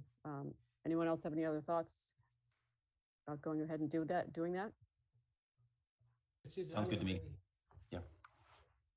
I mean, this is, we went to fall town meeting for the design costs. This came in right where the, town staff said it would come in. I think it has, opens up a ton of potential for the rec department and is a much needed upgrade for all those kids that go to the RAP aftercare program and the nursery school. My son went there in kindergarten and, learned to shoot hoops with Mr. Evans on that court. And it's in need of an upgrade. It's very tired at this point. So I think this would be a great upgrade for rec and also for the neighborhood as well in general to use as well. So certainly will pay for itself, I think, as projected. I think those are actually conservative estimates. I think it could be even bigger than that. So I would certainly support this, and I hope my colleagues would as well. Yeah, so I agree with what everybody has said. Absolutely support it. I mean, we can either sponsor the article now, or we can wait until we have on the agenda to go over all the warrant articles. Madam Chair, that's however you want. Well, we have staff here. Why don't we go ahead and do it now? Okay, so I move that the board sponsored the warrant article for Springtown meeting to fund the sport court out of free cash. Second. Roll call vote. Rich? Yes. Mike? Yes. Mariano? Yes. And I vote yes as well. This is great. Thank you, guys. I appreciate you, it. Jim. It's gonna make my job a lot more fun, and the kids and the teachers and the staff here are going to be extremely excited, including Mr. Evan, Rich. So we're all excited. Thank you very much, everybody. Thank you both. Thank you, Nick and Jim. Thank you, guys. Night. Good night. The next we have up is the Climate Action Advisory Committee, the terms. And this has kind of been kicking around for a while, and then just didn't have room on the agenda to talk about it. The history is this Climate Action Advisory Committee was formed, I think, in 2020. There was a little bit of an experiment in having 2-year terms, and the town clerk, just going through and reviewing all of the various boards and committees, had a question about that and whether that is really workable, because with 2-year terms, you're kind of appointing a large number of members of the committee. I think it's a 7-member committee every year. There's a 1-year term for the, there's a member who's a high school student, and that's usually a 1-year term. But we hadn't really talked to the committee itself about changing their terms to make them longer, to make them 3-year terms. Almost all the other bodies have 3-year terms. So, we kind of put it on hold and deferred. We went back to the committee about changing the term length and making it longer. And they really preferred to keep the 2-year terms. There's a memo in the packet, which kind of shows how that works. So it's up, this is a committee that the select board formed, and so it's really up to the board to, change, whether to continue with the 2-year terms or to change it to lessen the turnover and kind of lessen the burden of doing multiple appointments every year. So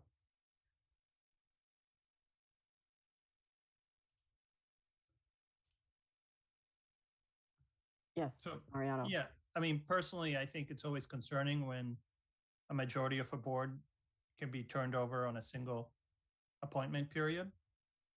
And I think that's why we have, usually 3 years, 3-year appointments. If it's 2-year appointments plus the high school student is every year, then every year a majority of the board gets reappointed. And that's usually not best practice.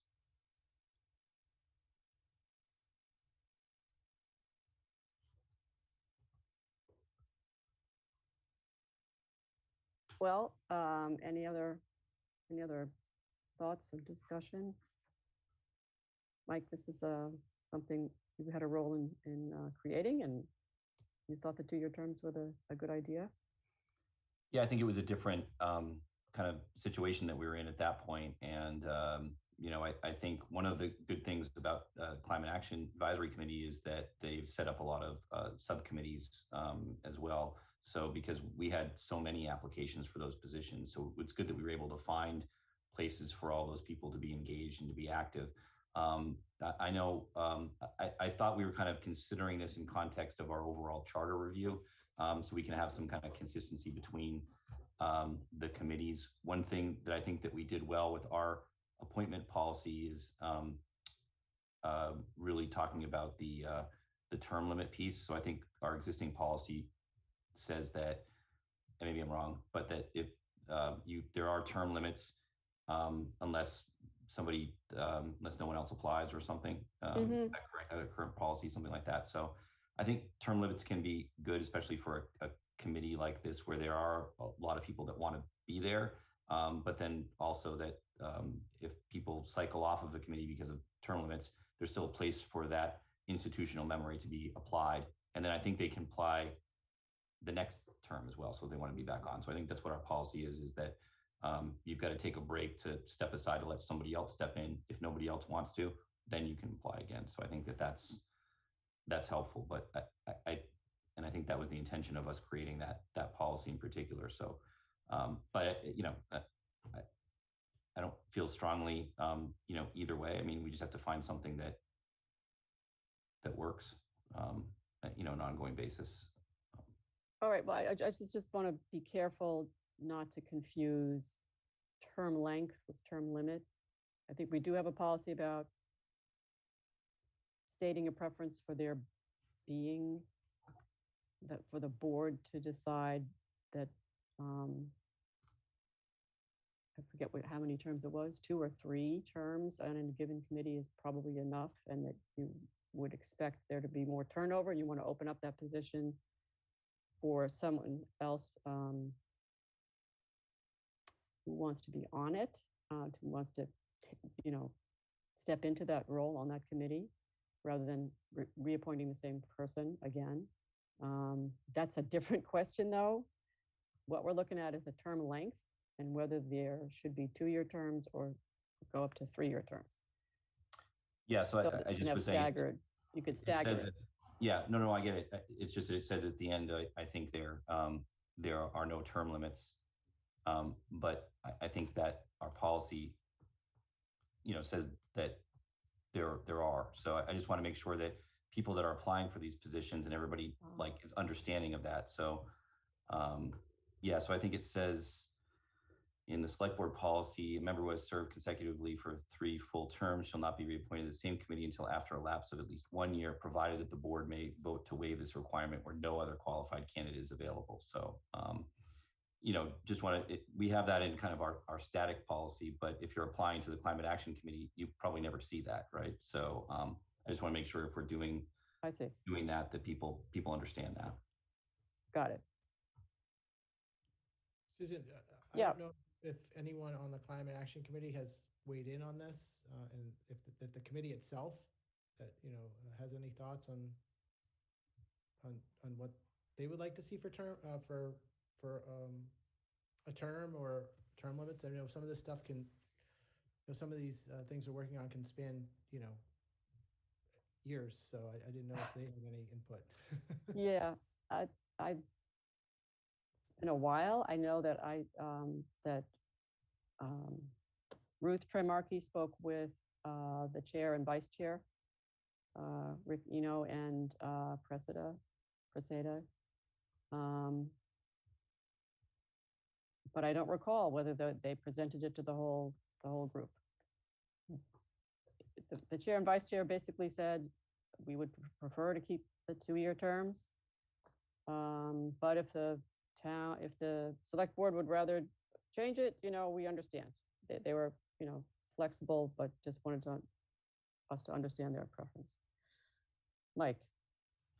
Yeah, I spoke to the chair and vice chair earlier just to get some clarification where we were on this. And they said that it was really their preference that we make the decision, and I think that's fair. It's, it's our committee and our policy. And I think that different members of, it impacts existing members, so yeah, I think they didn't want to get into that kind of dialogue. So it's, we really should be the ones that are calling the shots here. So that was my understanding from them anyway, at least the chair and vice chair. All right. Well, I got to say that I feel like this has had enough discussion, and it would be nice to sort of get some closure on it so that the committee can go on doing its work.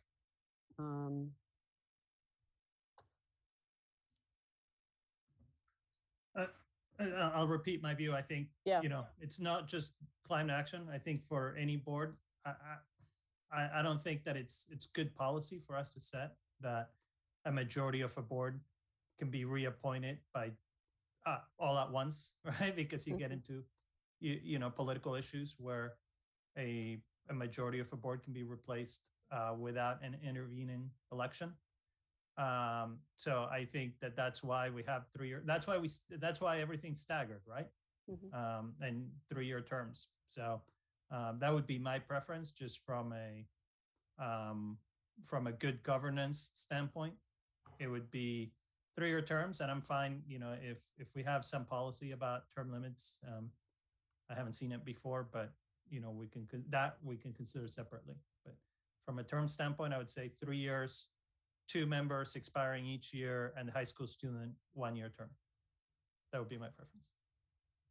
Sorry, what was the second part of that, Mariano? So there's 6 members. So there's 7 members, right? So the high school student would be for a 1-year term. So that renews every year. And then the other 6 members would be for 3-year terms, staggered so that 2 expire each year. Yeah, I don't have a problem with that. I mean, I think it makes sense, and it's consistent as what you're saying, Mariano, with how we do things, right? How things operate. So I think the concern was initially was that we were having a lot of people that didn't want to commit to a full 3-year term. They wanted to do something and they wanted to stay engaged. So we were having people kind of not want to do something and then shift to a committee, which is fine. Or just resign, after a year or 2. So that's, so I think with a lot of our committees, we've seen that lately, that the 3-year term seems like too long. So I think it's probably a question for our charter review. And in the meantime, this seems like at least a consistent position. I think with the board shifting and everything, we need to have a sense that every single committee that comes in front of us is going to have some sort of uniformity in how we do things, right? Because it's a question of posting, and I know that we kind of endeavor to have 6 months advance notice to those members when they want to, re-up for a position, but there's just a lot to manage. So yeah, I'd be comfortable with Mariano's recommendation. I think it makes sense. Yeah, the discussion is now coming back to me, and yes, I think we rediscovered why they're 3-year terms, so you can have staggered terms and not have too many people cycling off, and also due to the administrative burden of that. So I think having the existing 2-year terms turn into 3-year terms, and so that we can reestablish the staggered terms would make sense. So as Mariano said, I think from a good governance standpoint, he's right. So we would start that for the appointments that are coming this March. moving forward. If people are up, they can reapply for a 3-year if they're on a 2-year, and then we go from there. I had in the last year, the ones that you had reappointed were actually for 3 years. Okay. So we would. Because that's what I was on the understanding, that the way the terms were set was just a starting point, and then once they were ready to be reappointed, it would go to 3 years. So. Okay. And that would be consistent with other boards and committees. Yes. Okay. You wait until you see April 4th. Okay. Everyone for March. All right. So is there a motion that can be posed so we can have a Sure. sense So of what I the move plan- that the Climate Action Advisory Committee will be made up of 7 members, 6 Winchester residents and 1 Winchester High School student. Members shall have terms of 3 years, except the Winchester High School student shall have a 1-year term. Members' terms will be staggered such that in the first year, 2 members will have a term expiring in 3 years, 2 members will have a term expiring in 2 years, and 2 members will have a term expiring in 1 year. Second. Rich, Yes. Mike, Yes. Mariano, Yes. and I vote yes as well.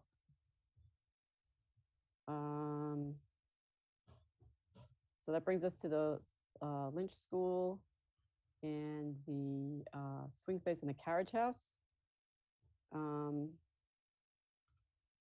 I did, we've had a couple of emails recently, and the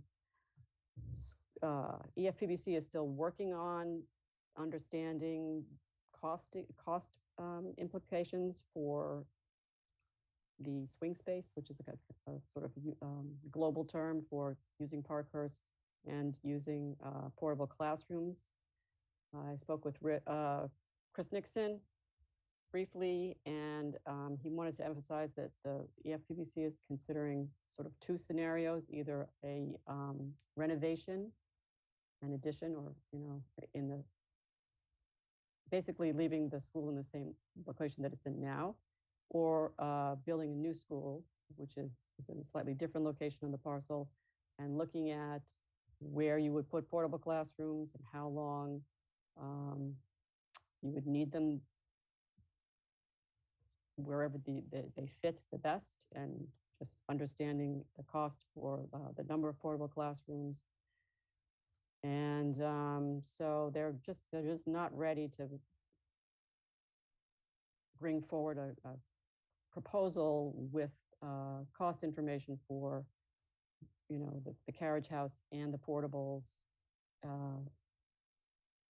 for town meeting, but they want to bring the proposal for renovating the carriage house to town meeting, and they have the FPBC has voted a motion to go ahead, not a motion, voted an article to go on the warrant as a placeholder. So the school committee is going to consider this on the 15th, and the EFPBC is going to have, I think that the chair of the EFPBC will be the school committee, and there will be some more clarity around everything at that time. But that was why Chris Dixon had asked for some more information about interest rates and how much, bonds, what the cost implication, what the financing cost would be for different, that they could plug into different scenarios so that they could have, formulate something to bring forward. So bottom line is, we wish we had more information going into the whole budget season, and I'm sure that there's a lot more, we wish there was a lot more information and finality about their decisions. But here we are. So they would like to have an article on the warrant for Springtown meeting for renovating the carriage house to serve as part of the swing space, to put the administration in so that they can use all of Parkhurst 21st for swing space. So that's the article that we'll have when we're looking at all the other, going through the full lineup for the warrant. And sorry for the disjointed recitation. I'm just, a lot of information floating around in my head, but I just wanted to be sure you understood that they're just working on more clarity themselves. Big rush.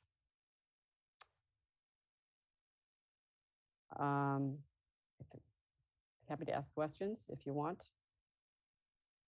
If you have any, but that's the story. Mike. Thanks, Susan. It's strange that we're in a little bit of the dark with this. I mean, we have a financial plan that we've been working with the school committee and meeting, over the past several months about this. So to have a lot of debt service shift to our the operating line is, it's something that we haven't planned on. So I guess my question, not to you, I guess just aloud, is that, if we need to do this project and town meeting takes it up and votes it down, then what's the backup plan? I mean, I think that we need, I get that, there's a lot of push behind this particular plan, but if there's got to be something else that's going to happen if it doesn't happen, right? It's, 2/3 is always a steep hill to climb. So, and the schools are on a very tight and, even more aggressive schedule with the Lynch project than I think we've seen in the past. So maybe we can get an answer to that question from someone because, we want to make sure that, we would probably have to cut the budget somewhere in order to make room for this because I just don't see where there's revenue to accommodate it. So we just have to have that conversation. Yep, that's a good point. What is their plan B or C, and what's the timeline for that? Yes. Yeah, all right. I mean, I understand that swing space or that space is needed. That the current use of parkers is not ideal. We're not used. There's a lot of space and it's not being used efficiently, and it's possible to generate some revenue, although parkers also needs a lot of work as well to be able to rent it out. So it's hard to really have questions or comments when we don't really have a plan in front of us. Other than vague votes, I haven't seen a proposed warrant, but I would say, a project that amount of debt to me seems more appropriate to be excluded than as part of the operating budget. And I was looking at the debt service that we have, and the largest we've put on the operating budget was McCall Phase 1. Which is a much lower amount than what I've heard. Again, it's not because there's anything that has been voted, right, or proposed, but what I've heard. So I just want to make sure that we don't get to town meeting, and if this doesn't get approved, what is the backup plan? Because we definitely need a new Lynch, and for something of this size to be, usually when we have something of this size, there's a lot more engagement with the town, with the residents, to help understand what the project is. And I haven't seen it. Like, I don't know what the number is. I don't know what the options are. So my concern is hurrying into something and then failing, and then that setting back the larger project that is definitely very much needed, which is Lynch.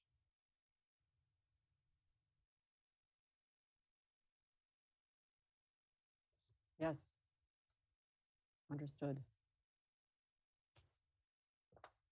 I think the other comment, Susan and I would make is I got a lot of phone calls this week from Lynch parents that it had been presented to them that if we do not fund the carriage house project, that we wouldn't be able to do the Lynch project. And, you know, I think that we need to be intellectually honest about what's going on here. They're two independent projects. Lynch is our #1 priority, and that is something that we will be moving forward with. And it's not conditioned on the carriage house. So you know, I'm just a little concerned that every time we ask a question, everyone says, well, we're still looking for answers. I mean, we were told in September that the schools are going to be working with us going into Springtown meeting on this. So we haven't heard a thing. So I actually just kind of assumed that it wasn't going to happen until it got redirected through the EFPBC, who traditionally, I wouldn't even say traditionally, I would say more invariably, we co-sponsor these articles with them. So it's weird for them to be putting an article kind of circumventing the select board, especially when there's been no consideration of the impact on our budget. So strange stuff. The only last information or point on this is that, you know, the school committee is going to be talking about this, and they'll have, I think Jay Nardone will be there, chair of the EFPBC. I'm going to go to that. If somebody else wants to, another member wants to also go, not to be part of the meeting, but just to understand what they're doing, you know, to hear, to listen and you know, be able to bring back information to the rest of the board, that would probably be useful. Beth is unable to go. There's already she has another commitment that she can't change. They kind of sort of scheduled the 15th on short notice as well. I mean, clearly this proposal has to be developed. You know, you're all right. This is a very strange posture that the whole thing is in. So maybe the thing to do is to have a joint meeting or something.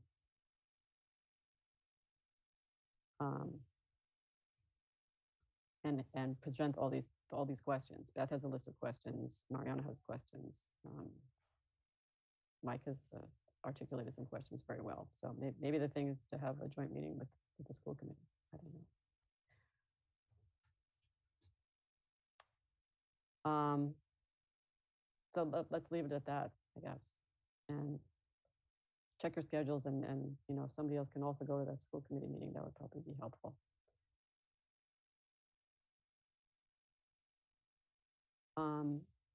Beth,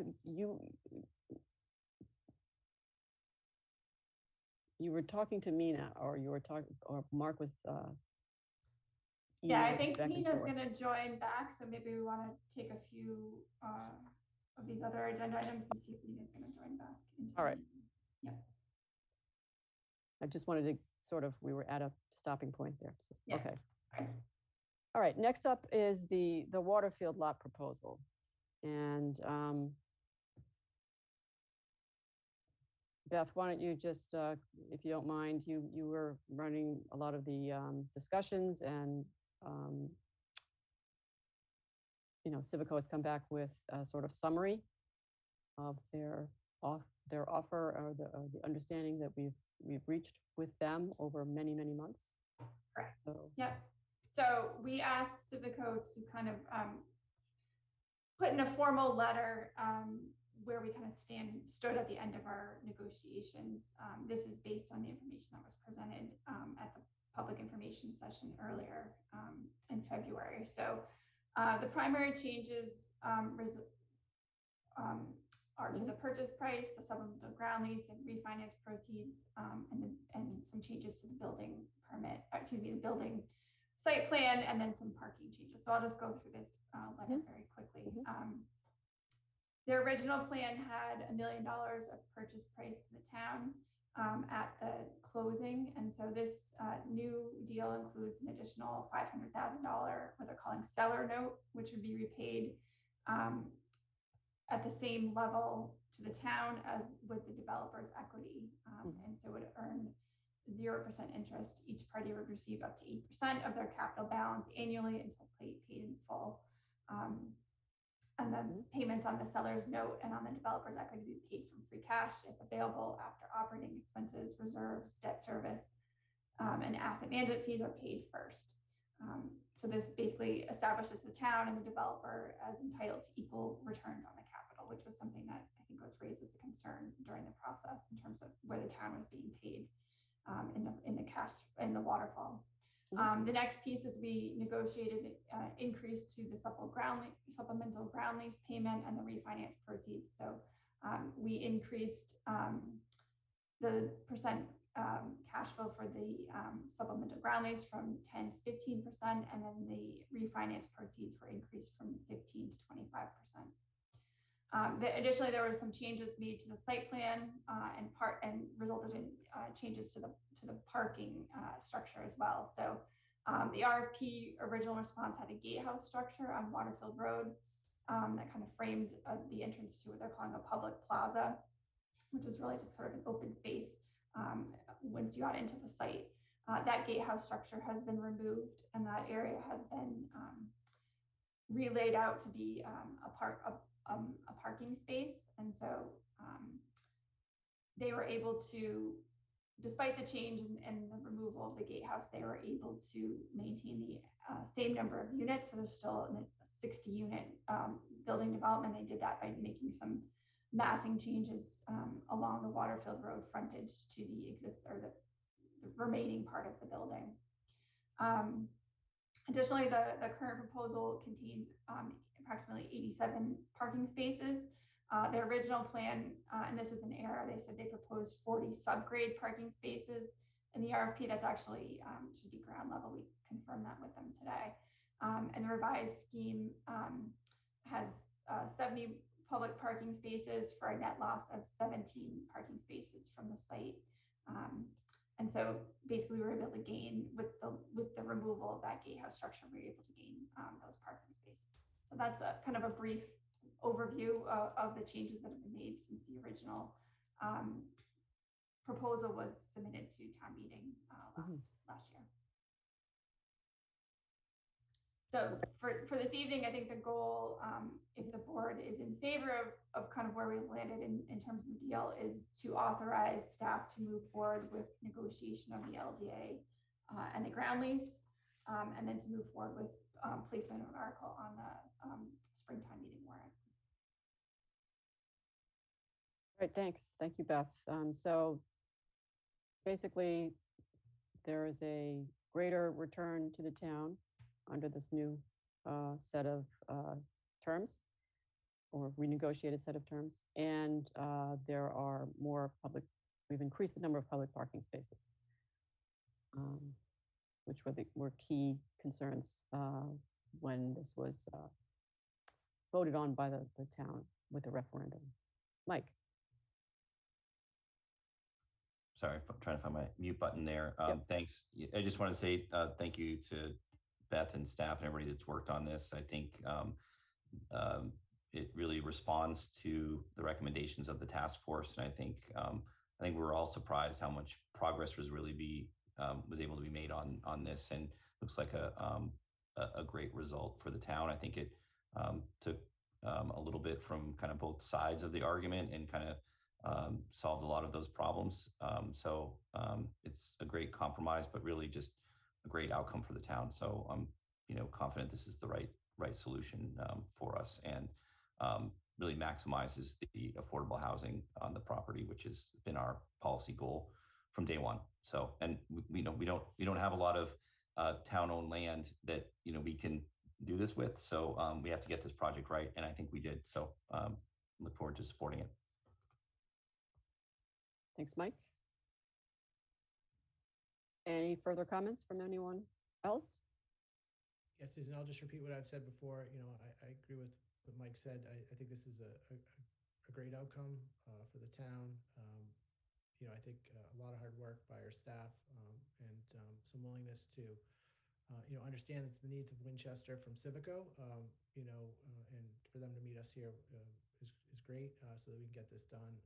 I'm excited to support the project, and I think it's a great use of this lot. And hopefully over the next several weeks, we can, really get the word out and educate the public, educate the committees on how this fits into Winchester Center as a whole, and keeping our center vibrant, and what we're trying to do, and it's exciting to see this come together.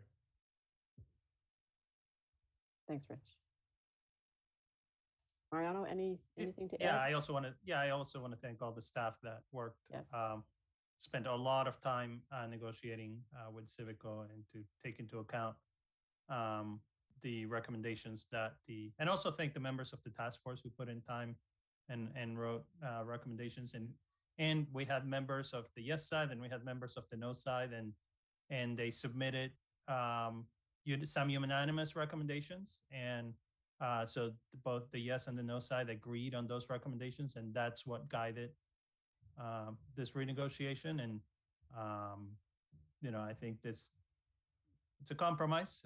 It's definitely a compromise, but it's a good compromise that follows the unanimous recommendations of the task force. So I have a motion with language here if you want me to read it. Yes, so please. I move that the board vote to request that the town manager's office and town council prepare a lease and land development agreement with Civico that reflects Civico's initial August 2020 proposal, as supplemented by the March 2nd, 2022 from Civico to the town. And number 2, place an article on the 2022 spring annual town meeting warrant to approve said land development agreement and lease. Second. Roll call vote. Rich, Yes. Mike, Yes. Mariano, Yes. and I vote yes as well. I'm very happy that there's a way forward for this. I agree. And It's very exciting to moving forward. I just wanted to mention that I wanted to thank Civico for really coming to the table and really being interested to make this deal work with the town. So I think it is a great indication of how this project will go moving forward, working with them. yes. All right. So I see Mina has joined us, and Mina, we had some little difficulty with voting on appointing some people to the Zoning Board of Appeals. With the 4 of us here, we had 1 abstention, and then two votes in the affirmative and 1 in the negative, I believe. And we just wanted to be sure we're doing, parliamentary procedure wise, we were doing that correctly, or if we just misunderstood and we should revote it. So Susan, Thanks if you for have joining us. a motion and a 4-member board with 1 abstention, the abstention counts for the purpose of quorum, but doesn't count for the purposes of determining what constitutes a majority. So you have 2 out of 3 is a majority. So if you have 3 members voting, 1 abstaining on the vote, and 2 voted in favor of any motion and 1 voted against, the motion carries. Okay. Thank you. I hope And I should just add, there's no special rule for appointment of ZBA members. Okay. I've double checked that in the charter, bylaws, and general laws, chapter 40, section 12. Okay. Yeah. All right. Mike. Yeah, thanks, Susan. I apologize for the confusion around that. I think that the kind of context of our conversation is that we were going to be waiting to consider, at least I was wanting to consider both candidates for the different, positions. So I guess erred in my vote. So I'd appreciate either if we revoted the positions and or put it again on for another meeting. So I guess I can't Mina change my vote at this point, can I? Mike, I'm assuming you're the abstention based on that. Yes, I'm the abstention. Yes. Or yes. No vote. No, but one of the 2 members who voted in the affirmative on whatever the motion was could move to reconsider. The board could reconsider the whole thing, and then you could all vote again.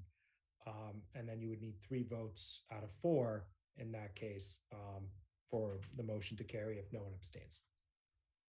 If that makes sense. Okay.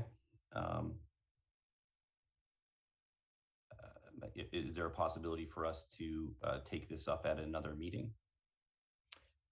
If there's a motion to reconsider made at this meeting, you could decide together to schedule the vote at a separate meeting. It's sort of someone could serve notice of a motion to reconsider now. Okay. I mean, the CBA only has 3 members right now. We appointed 2 people that are very capable to it. The vote in question is for an attorney that has a lot of experience and no conflicts of interest at all. So I don't think it is appropriate to, as one of the yes votes, I don't think it's appropriate to reconsider.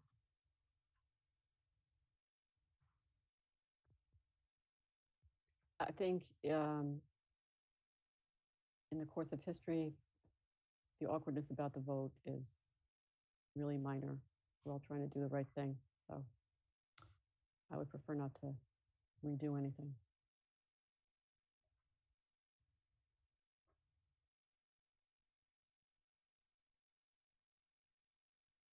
Thank you, Mina. You're welcome. Overtime for Winchester tonight. Thank you, Mina. Yep.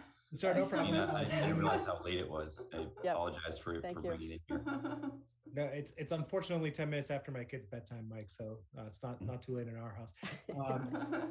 I'm assuming you don't need me for anything else. If in that case, I'll step out. Thank you. No, we don't. But we learn things. Thank you. All right. So that brings us now to the warrant articles. Mark prepared a list, and I'm looking for it. So bear with me for a sec. Oh, there's. I'll share it up on the screen. Excellent. So Thank you. Everybody to see it. So we just voted on the Waterfield lot.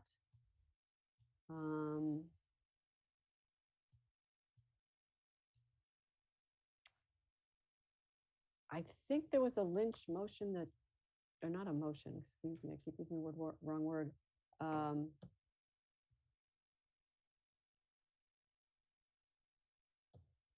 The Lynch, this Lynch property that is next is not the, I'm getting them confused. This is for the well field, right? And this has to be, the blanks are to identify the parcel of land in detail with a plan. So that's correct. That's going to come in later. And I think we already voted this one as well, but in theory, just in concept, right? Correct. Yep, you did. Okay. But it's kind of cleaner to have them all in one place here. Yes. The board. Okay. These are articles that you will be sponsoring at Springtown meeting. So we'll obviously got it. We'll still be working on the language and all right. And then in the sports court that we did vote in concept, actually probably in the language that can go on the warrant. And this is the, oh yeah, the fire department equipment. Yep. That they need. So the Main Street Bridge Railing project, I think I mentioned last week, has come in about $100,000 over budget from what we expected based on the engineer estimate. So we'll be looking for free cash. Still number to be finalized. I think it'll probably be somewhere around 65,000, which is the number we have here, but that's we're still working on the details on that. So the intent is that the select board would sponsor this.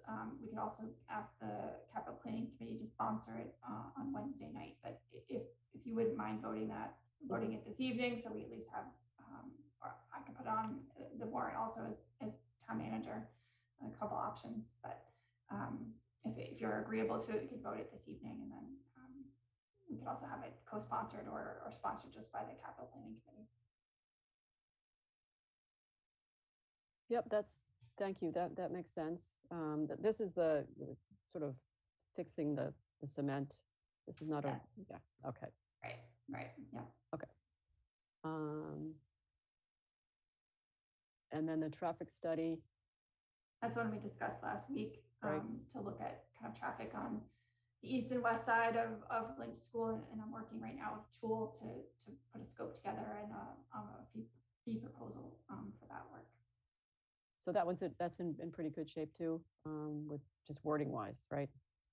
Well, there's no wording yet for it. Yeah. Again, this is just kind of the board voting the ones that you'll be sponsoring. But we'll be working on those details by the end of the month to get that in the motion, in the warrant and in the motion books. All right. And then that brings us to the transfer station, the permit fee. And Mike had some ideas around that, but we really need to understand it better to put it on the warrant. Mike, can you explain that to us right now? Yeah, I guess I can. I I don't. I can't see really. It's small on my screen where we're Sorry, at. I was trying to get on screen here. Oh, I yeah. can zoom Thank in, you. Sorry. Yeah, I think the idea is that we've kind of moved ahead with the, a lot has happened as far as the transfer station fees, and we've moved ahead with a pretty sizable capital project there. And we're funding that project essentially from increase in fees over this year and the next year. And there's no town that will have transfer station fees that are as high as ours. So what has happened because of the SMART program being taken away is that the way that it worked before is we shifted the burden, really the regular permits kind of subsidized the SMART permits, and we had a lot of seniors and single family households that saw the SMART program as a way to really kind of pay as they throw, right? So they had the least amount of impact on our overall tipping fees, right? So I guess the conversation is now that we've flipped, we're doing a large project, we've flipped everything on its head, and now it's actually those single family households, and I think a lot of seniors are going to be paying a much higher fee and subsidizing the families like mine that produce a lot more trash, right? So it's a kind of burden shift that I'm concerned about. One of the things that we've been hearing from residents in context of our affordable housing conversations has been that what really hurts them is kind of getting nickel and dimed on all of these big fees, right? Every time they turn around, there's an increase in fee, and it's not just the initial cost of living here, paying your rent or paying your mortgage, but it's all of those things that make it unaffordable. So if you're a single family household and you're a senior on a fixed income or someone a fixed income otherwise, I think we need to be mindful and come up with a strategy to kind of direct us to set these fees. So we had communicated that we were going to do that with our with the warrant article on the transfer station capital project, but it got lost along the way. So I was hoping we could have that conversation with town meeting. That I think what we've seen is that the market itself has shifted quite a bit, where the benefit of recycling is no longer really providing value for us. So that's it. I know that was kind of a long explanation, so I'm happy to answer questions. Okay, Mariano. Yeah, we had this conversation as a board, and the majority of the board disagreed and said no, right? And it has always been the select board who sets transfer station fees. So I am concerned with politicizing that by putting it on town meeting and going against decades of tradition and decades of how the business has been done in Winchester.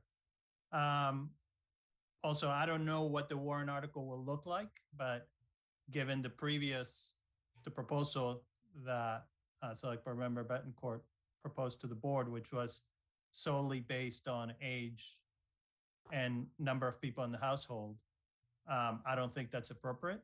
I understand the concern about affordability, and we do have a program that if it is a burden, somebody can apply for a reduced permit. And I am definitely open as a board, and we don't need to go to town meeting to do this. And I don't think it's appropriate to go to town meeting.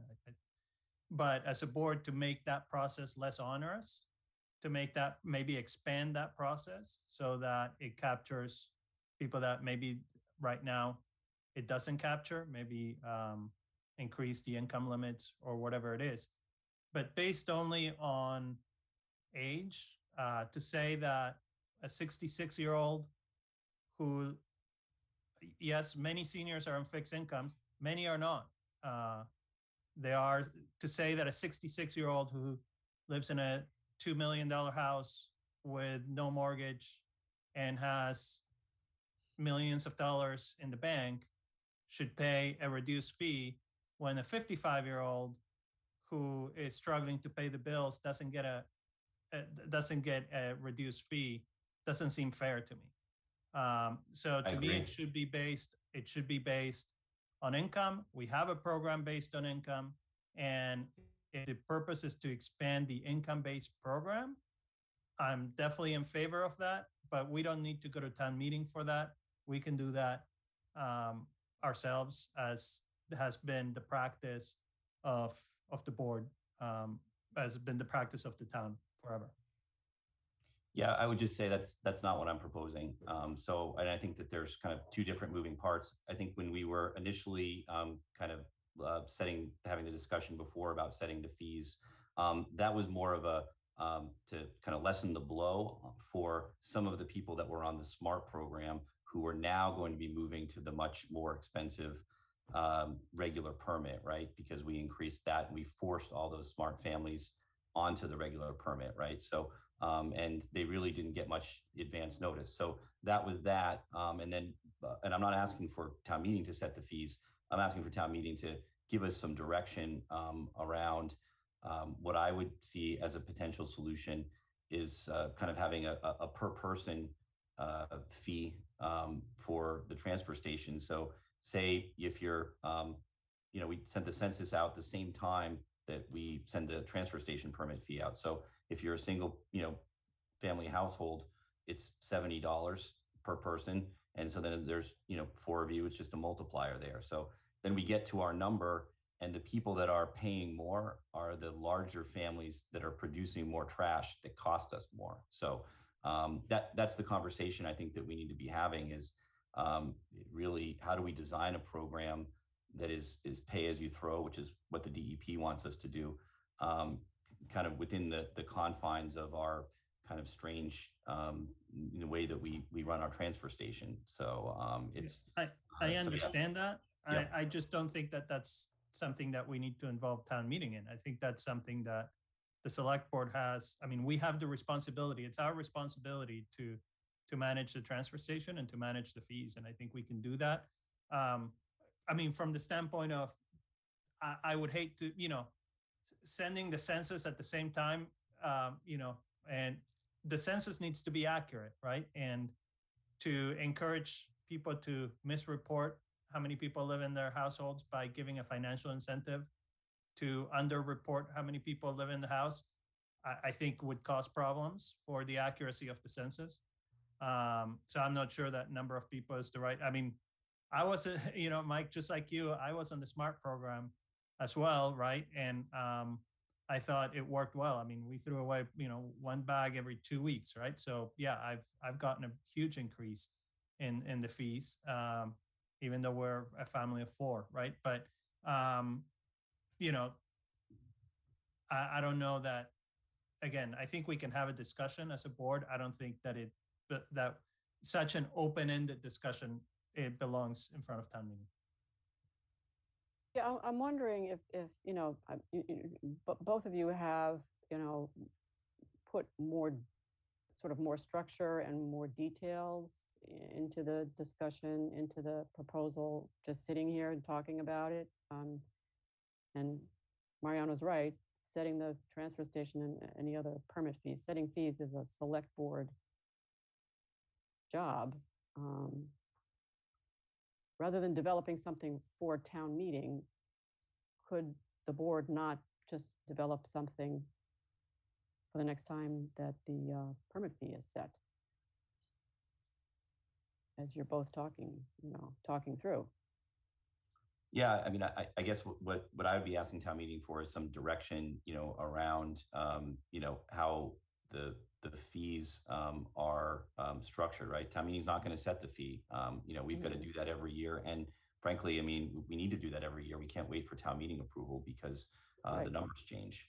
So I think we need to analyze the data and have a conversation with the program that we have for reduced permits. I mean, there's less than 30 people, I think, that use it, right? Out of 23,000 or so. So I don't think it's meeting the need from what we've seen. So my thing is, I believe, especially for the trash, you pay as you throw. We're not set up that way, but I think there's a way we can get there by shifting the fee burden back onto the residents that are creating the larger trash burden, right? So, we doing the SMART program was great because it incentivized recycling, and it was healthy for us to offset that revenue because we were the more recycling we got and pulled out of the trash stream, the less it would cost us. That we all know that dynamic doesn't work because of the market shift anymore. So now we're left with the straight fees being the only solution. And I don't think it's one that works for a lot of residents. If you're a single family household and you get one bag of trash, every 3 weeks, it's a different impact than someone that's going there every few days. And the good news is with the license plate reader and some of the data we'll be able to get, I think that we'll be able to push ourselves in the right direction and really have some analysis on who are the families that are going more often, what the impact is. So, Mike, when you say single family households, do you mean single person households?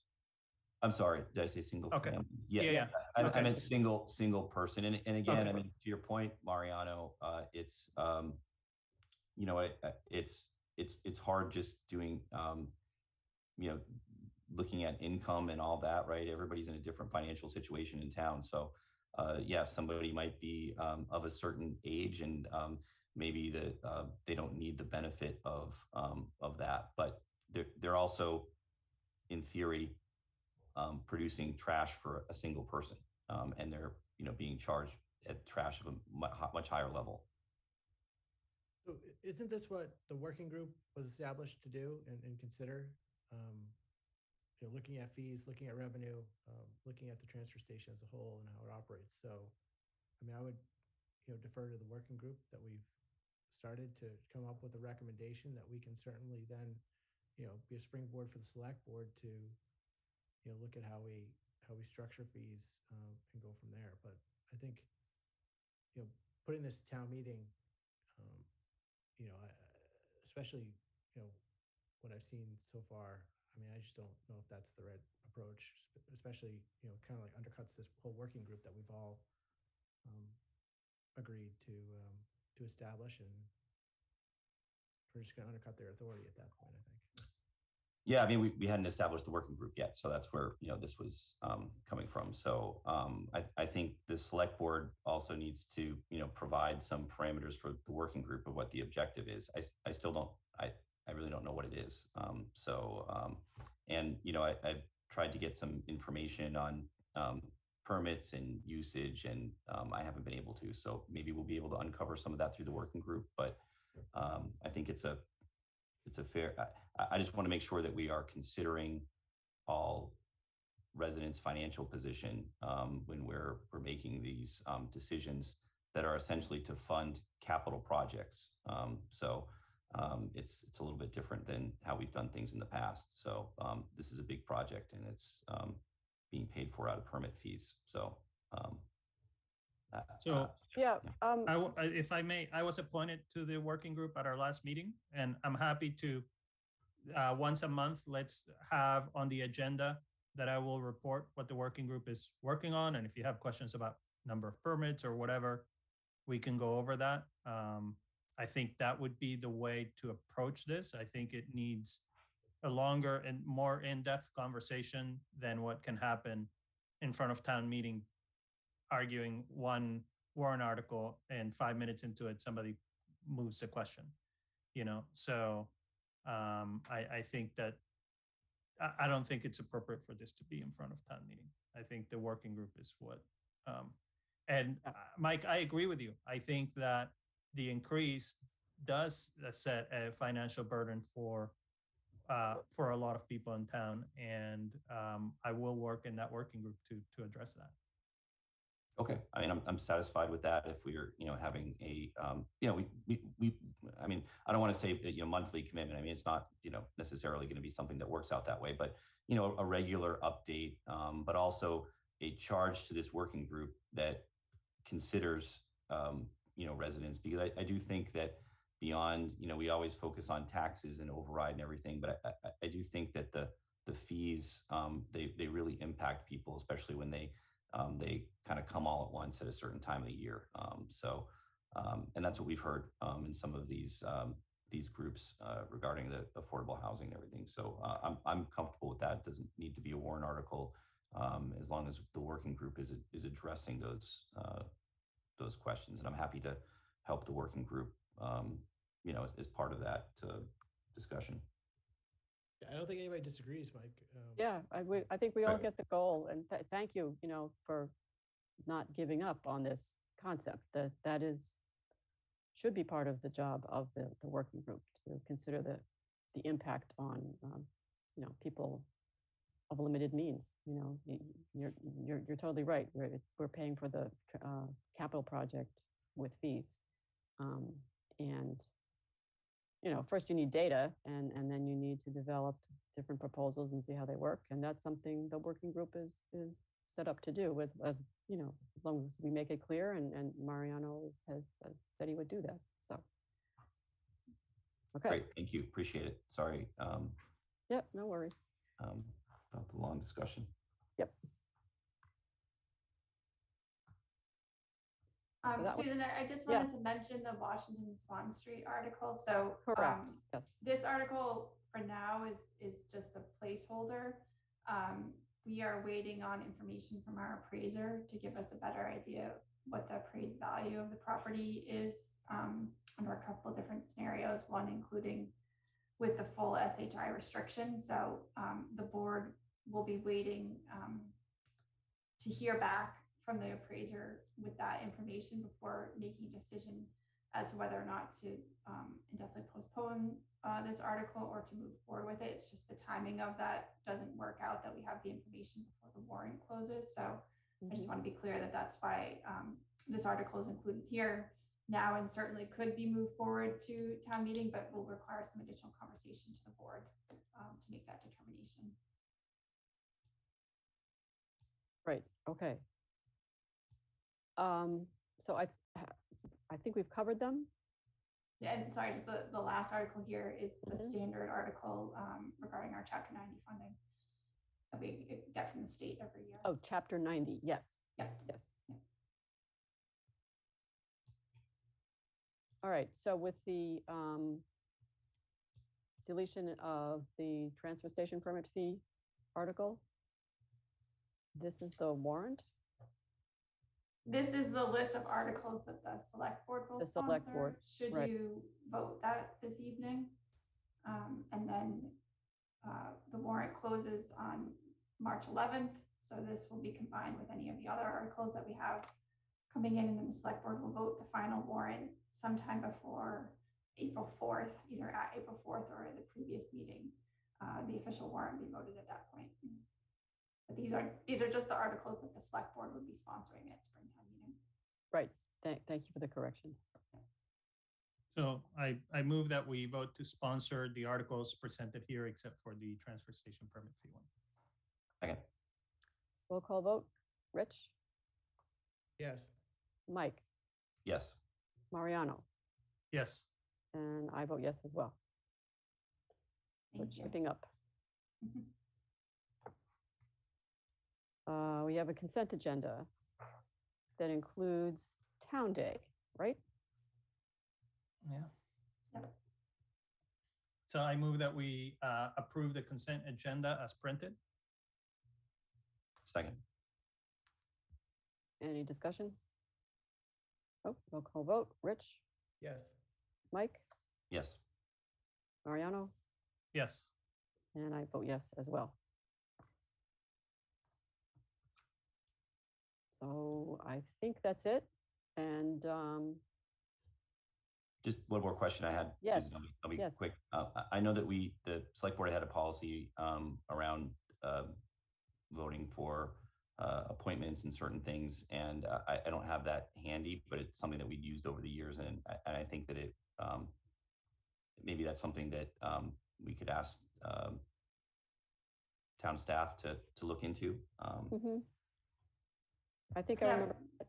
You I had did. voted it, and do you just want me to resend to everybody the policy on that? Because you had approved of a new policy September 2020. That's one I think it's on the website, but I think there was a larger, it was like a 2-page doc. It was maybe more than that even. It was fairly dense around Okay. general select board, rules and procedures and things. And I think that we had referred to that, some of the appointments and some of the licensing, I know as well. So it's what my reference point was. So, just wanted to look into that while we have this conversation. I know we voted to replace that policy because to align with court, because there have been several Massachusetts court decisions specifically on the 2-to-1 vote on bodies of 5, and they all say that 2-to-1 is if there's abstentions, okay, that 2-to-1 vote counts. So I know what you're talking about, and we redid the policy. We simplified it. If you remember, it was like the old policy was like several pages long. Yeah. And we simplified it to remove anything that was covered by either by statute or by case law. Okay.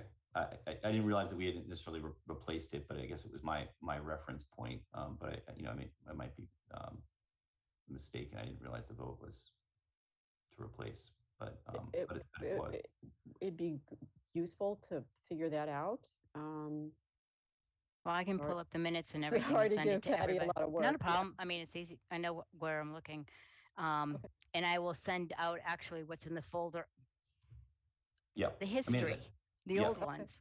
Yeah, that's fine. I mean, we don't have to spend, months and months on this. It's a busy time, of the year for staff. We've got, a lot of balls in the air. It's just, I think it was, my clear understanding that I wanted to wait on that vote, and that's why I abstained, so we could, hear from both people before motions were made.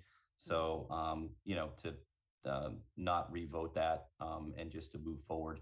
I don't think that was the understanding of the members of the board, even if it was turned out to be that way. So, I would appreciate at least a acknowledgement of a reconsideration of that vote, but to the degree that, the more complaints I get from anyone on a regular basis is about the zoning board and issues there. Our residents, it's extremely busy. Our residents are really frustrated, and these are really impactful positions. And, even though it may seem like it's not a big deal at this point, it's a major decision. So one that I didn't, I think I was clear that I was wanting to wait on it. So until we heard from both people. So that's, my position. So we can take it up in another time, I guess. I was only going to make the point that it would be good to have whatever the current policy is, the one that's revised, as something that you would be able to give the new people coming on board? I was in just terms of thinking the same thing. Yeah, I think that is part of our onboarding policy as well, right? That you know, there's you know, we're providing new members with certain information. So, but again, you know, I don't want to take up too much more time. It's where we're at. Okay. Thanks, Mike. Thank you. Make a motion to adjourn. Second. Roll call vote. Mike, Yes. Rich, Yes. Mariano. Yes. And I vote yes as well. Thank you all. Susan, Your thank you last for vote, Susan. thank you for your leadership all these years, not just this last year on the select board. Well, not just the last 3 years on the select board, but the 6 years before that in the school committee and everything that you've given to the town. You will be missed on this board, and but I hope that you get to enjoy your Monday evenings a little bit more. Thank you. I will miss you guys too. Yeah, thank you, Susan, for all your work and all your leadership. As Mariano said, with the school committee, and you know, I think we've all worked together for a long time. You know, and certainly, especially over the past year, it's been a difficult one. So we appreciate it, and I have a feeling that you're just going to still be as engaged as you are now, just in different things. So that's my sense. So I'm look forward to seeing you soon. Thanks, Mike. And I'll echo everyone's sentiments. Thank you for your service to the town for 9 years of public service. You know, one colleague commented on my extra gray hair this year, so I can't imagine what I'll look like after 9 years of public service here. Something like that. So thank you. You know, I've known you for a while now. Your leadership on the school committee and then here on the select board, you know, town's better off for it. So thank you. Thanks, Rich. All right. I will not be a stranger. Good night. Thanks, Good night. everyone. Night.